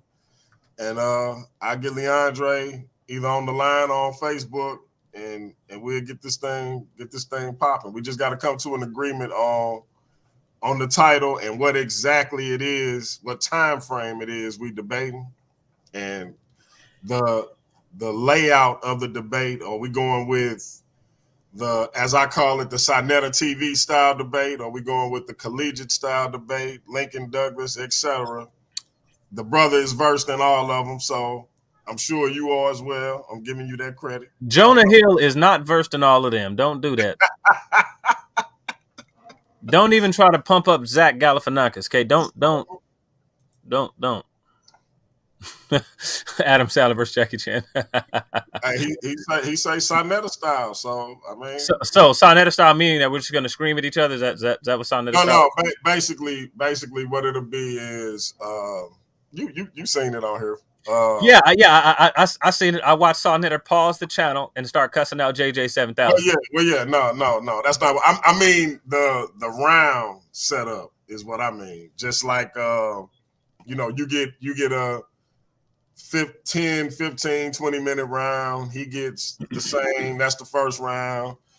Then, so the first round may be 20 minutes. Second round, 15 minutes each. Listen, you can give Jack Black whatever time you want. That's just hey, that's fine. You give Jack Black whatever you want. I like what Clubhouse said. So So yeah, mine is an amalgamation. So yeah, we'll get that squared away, and so we're gonna get this popping, man. I'm gonna call it the Black and White Bowl, and you got to do this for the people, man. Yeah, it's gonna happen. It's gonna be. Listen, my people. Listen, it's gonna be that feeling of emancipation, June 19th, 1860. That's just gonna feel like. Because I'm gonna liberate you from whatever nonsense General Lee is talking about over here. Yeah, it's definitely gonna be interesting. Boss Hogg ain't gonna stand a chance. I'm just telling you right now. Bianca, you understand the reference, Boss Hogg? You remember Boss Hogg? I do remember. Yes, all sir. right, I'm just making sure. Just a good old boy. So I'm just saying. I don't want you to underestimate our brother Ryan. Listen. He's underestimated because he made the same line of argumentation. It doesn't make any sense over and over and over again. So I'm trying to tell him. I'm trying to tell Michael Moore here to chill out, but he wants to smoke. So Fred Flintstone here. What's the dude? Fred played Fred Flintstone. I can't remember his name. Anyway, listen. John Goodman. Okay, John Goodman. Come on, get this work. He say the books don't look used. Wow. That's fine. Listen. You gonna look used at the end of it, so don't even worry about none of that. You gonna look like I done hit you everywhere but the bottom of your feet. I'm gonna cut you every which way but loose. Now, here's what I want to know, and we can go and get out of here. It's late. We've been on for 3.5 hours, but because the show started out where he was saying, "What's your information?" He wanted to follow you, and then how did it get? Remember, I said somebody in the audience wanted to follow you. That was him. Yeah, well, I don't know. Listen, he may be trying to put a cross in my front door. I don't know what his goal was. He won't follow me. What you trying to do? What you trying to do, man? Anyway, no, I'm just y'all know I'm just talking crazy to the man. But no, I have no idea. He jumped in and his comment was Christians are not being persecuted. And again, now the fact that I listed numerous examples of such, I listed numerous examples. Listen, and you see how Bianca, you see how the same thing is being stated. And everybody who was up here just a second ago tried to point this out. I thought we covered that though. We did cover it, but that's why I'm saying so. This should be some indication as to how we ended up here. But anyway, listen. Go ahead. Listen, P. Just now you see what happened.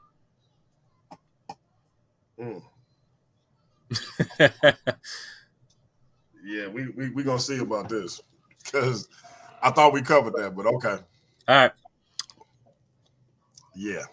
So anyway, but anyway, I liked him.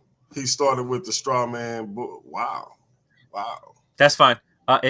That's fine. He's my kind of Christian though, because you know I like the curse. I'm just trying to clean up the channel. That's why I haven't tonight. Listen. Yeah. Listen. And listen, he's my man LV say, Ryan, please have the dialogue first. It's a casket in the making. Hey, and then look at Walter. Walter and LV is like a tag team. So the eulogy is win. Hey, this is gonna be interesting, man. But it's a homegrown. Listen, whatever the debate day is, Pianki, the flyer needs to be a homegrown celebration. I need you to put him with some wings on him, in the clouds with the sun behind him. Because again, so now listen. Usually, what I do is, and honest to God, usually what I do is, me and the person say they're gonna debate, right?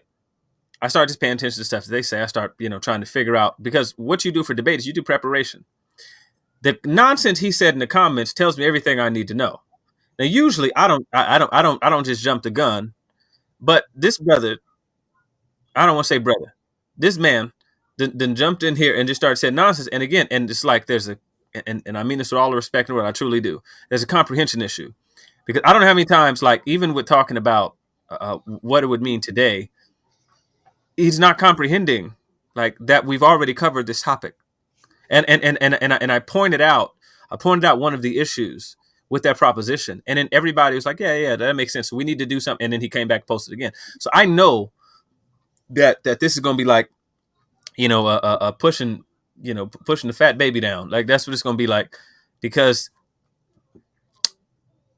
did you not hear what anybody said? Did we not cover this? I'm done, P. I'm done. I got to be quiet because I.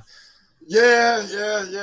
I hear you, man. I feel like, sometimes, man, we get ourselves in situations that we can't get out of. Like like I said, I traded like a couple of sentences with you, and then I was like a slippery eel. I slithered right out of that thing because I'm not going to do this. It's too many people on this post for me to be doing this. I'm not. No, sir. My son, I'm not finna allow my son to trace back in my Facebook history and see me in this conversation with this samurai. At the time, I think he had the crisscross hairstyle. No, he not finna see me with the dude saying jump.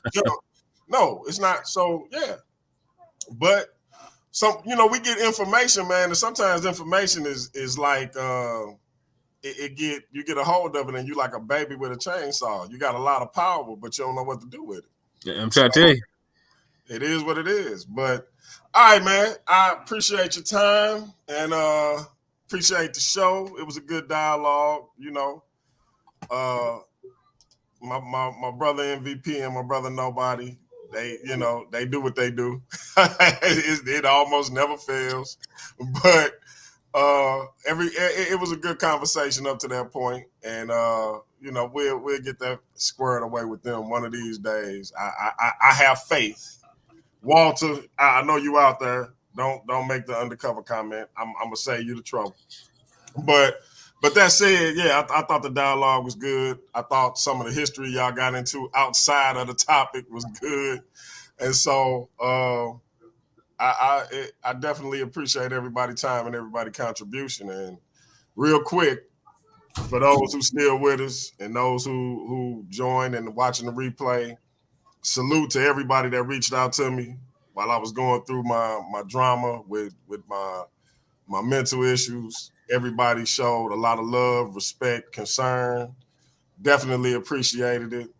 Even the samurai put his swords in they sheath and hollered at me, made sure I was good. So definitely appreciate everybody. I'm talking atheist, Kemetic, Christian, Hebrew, Moor,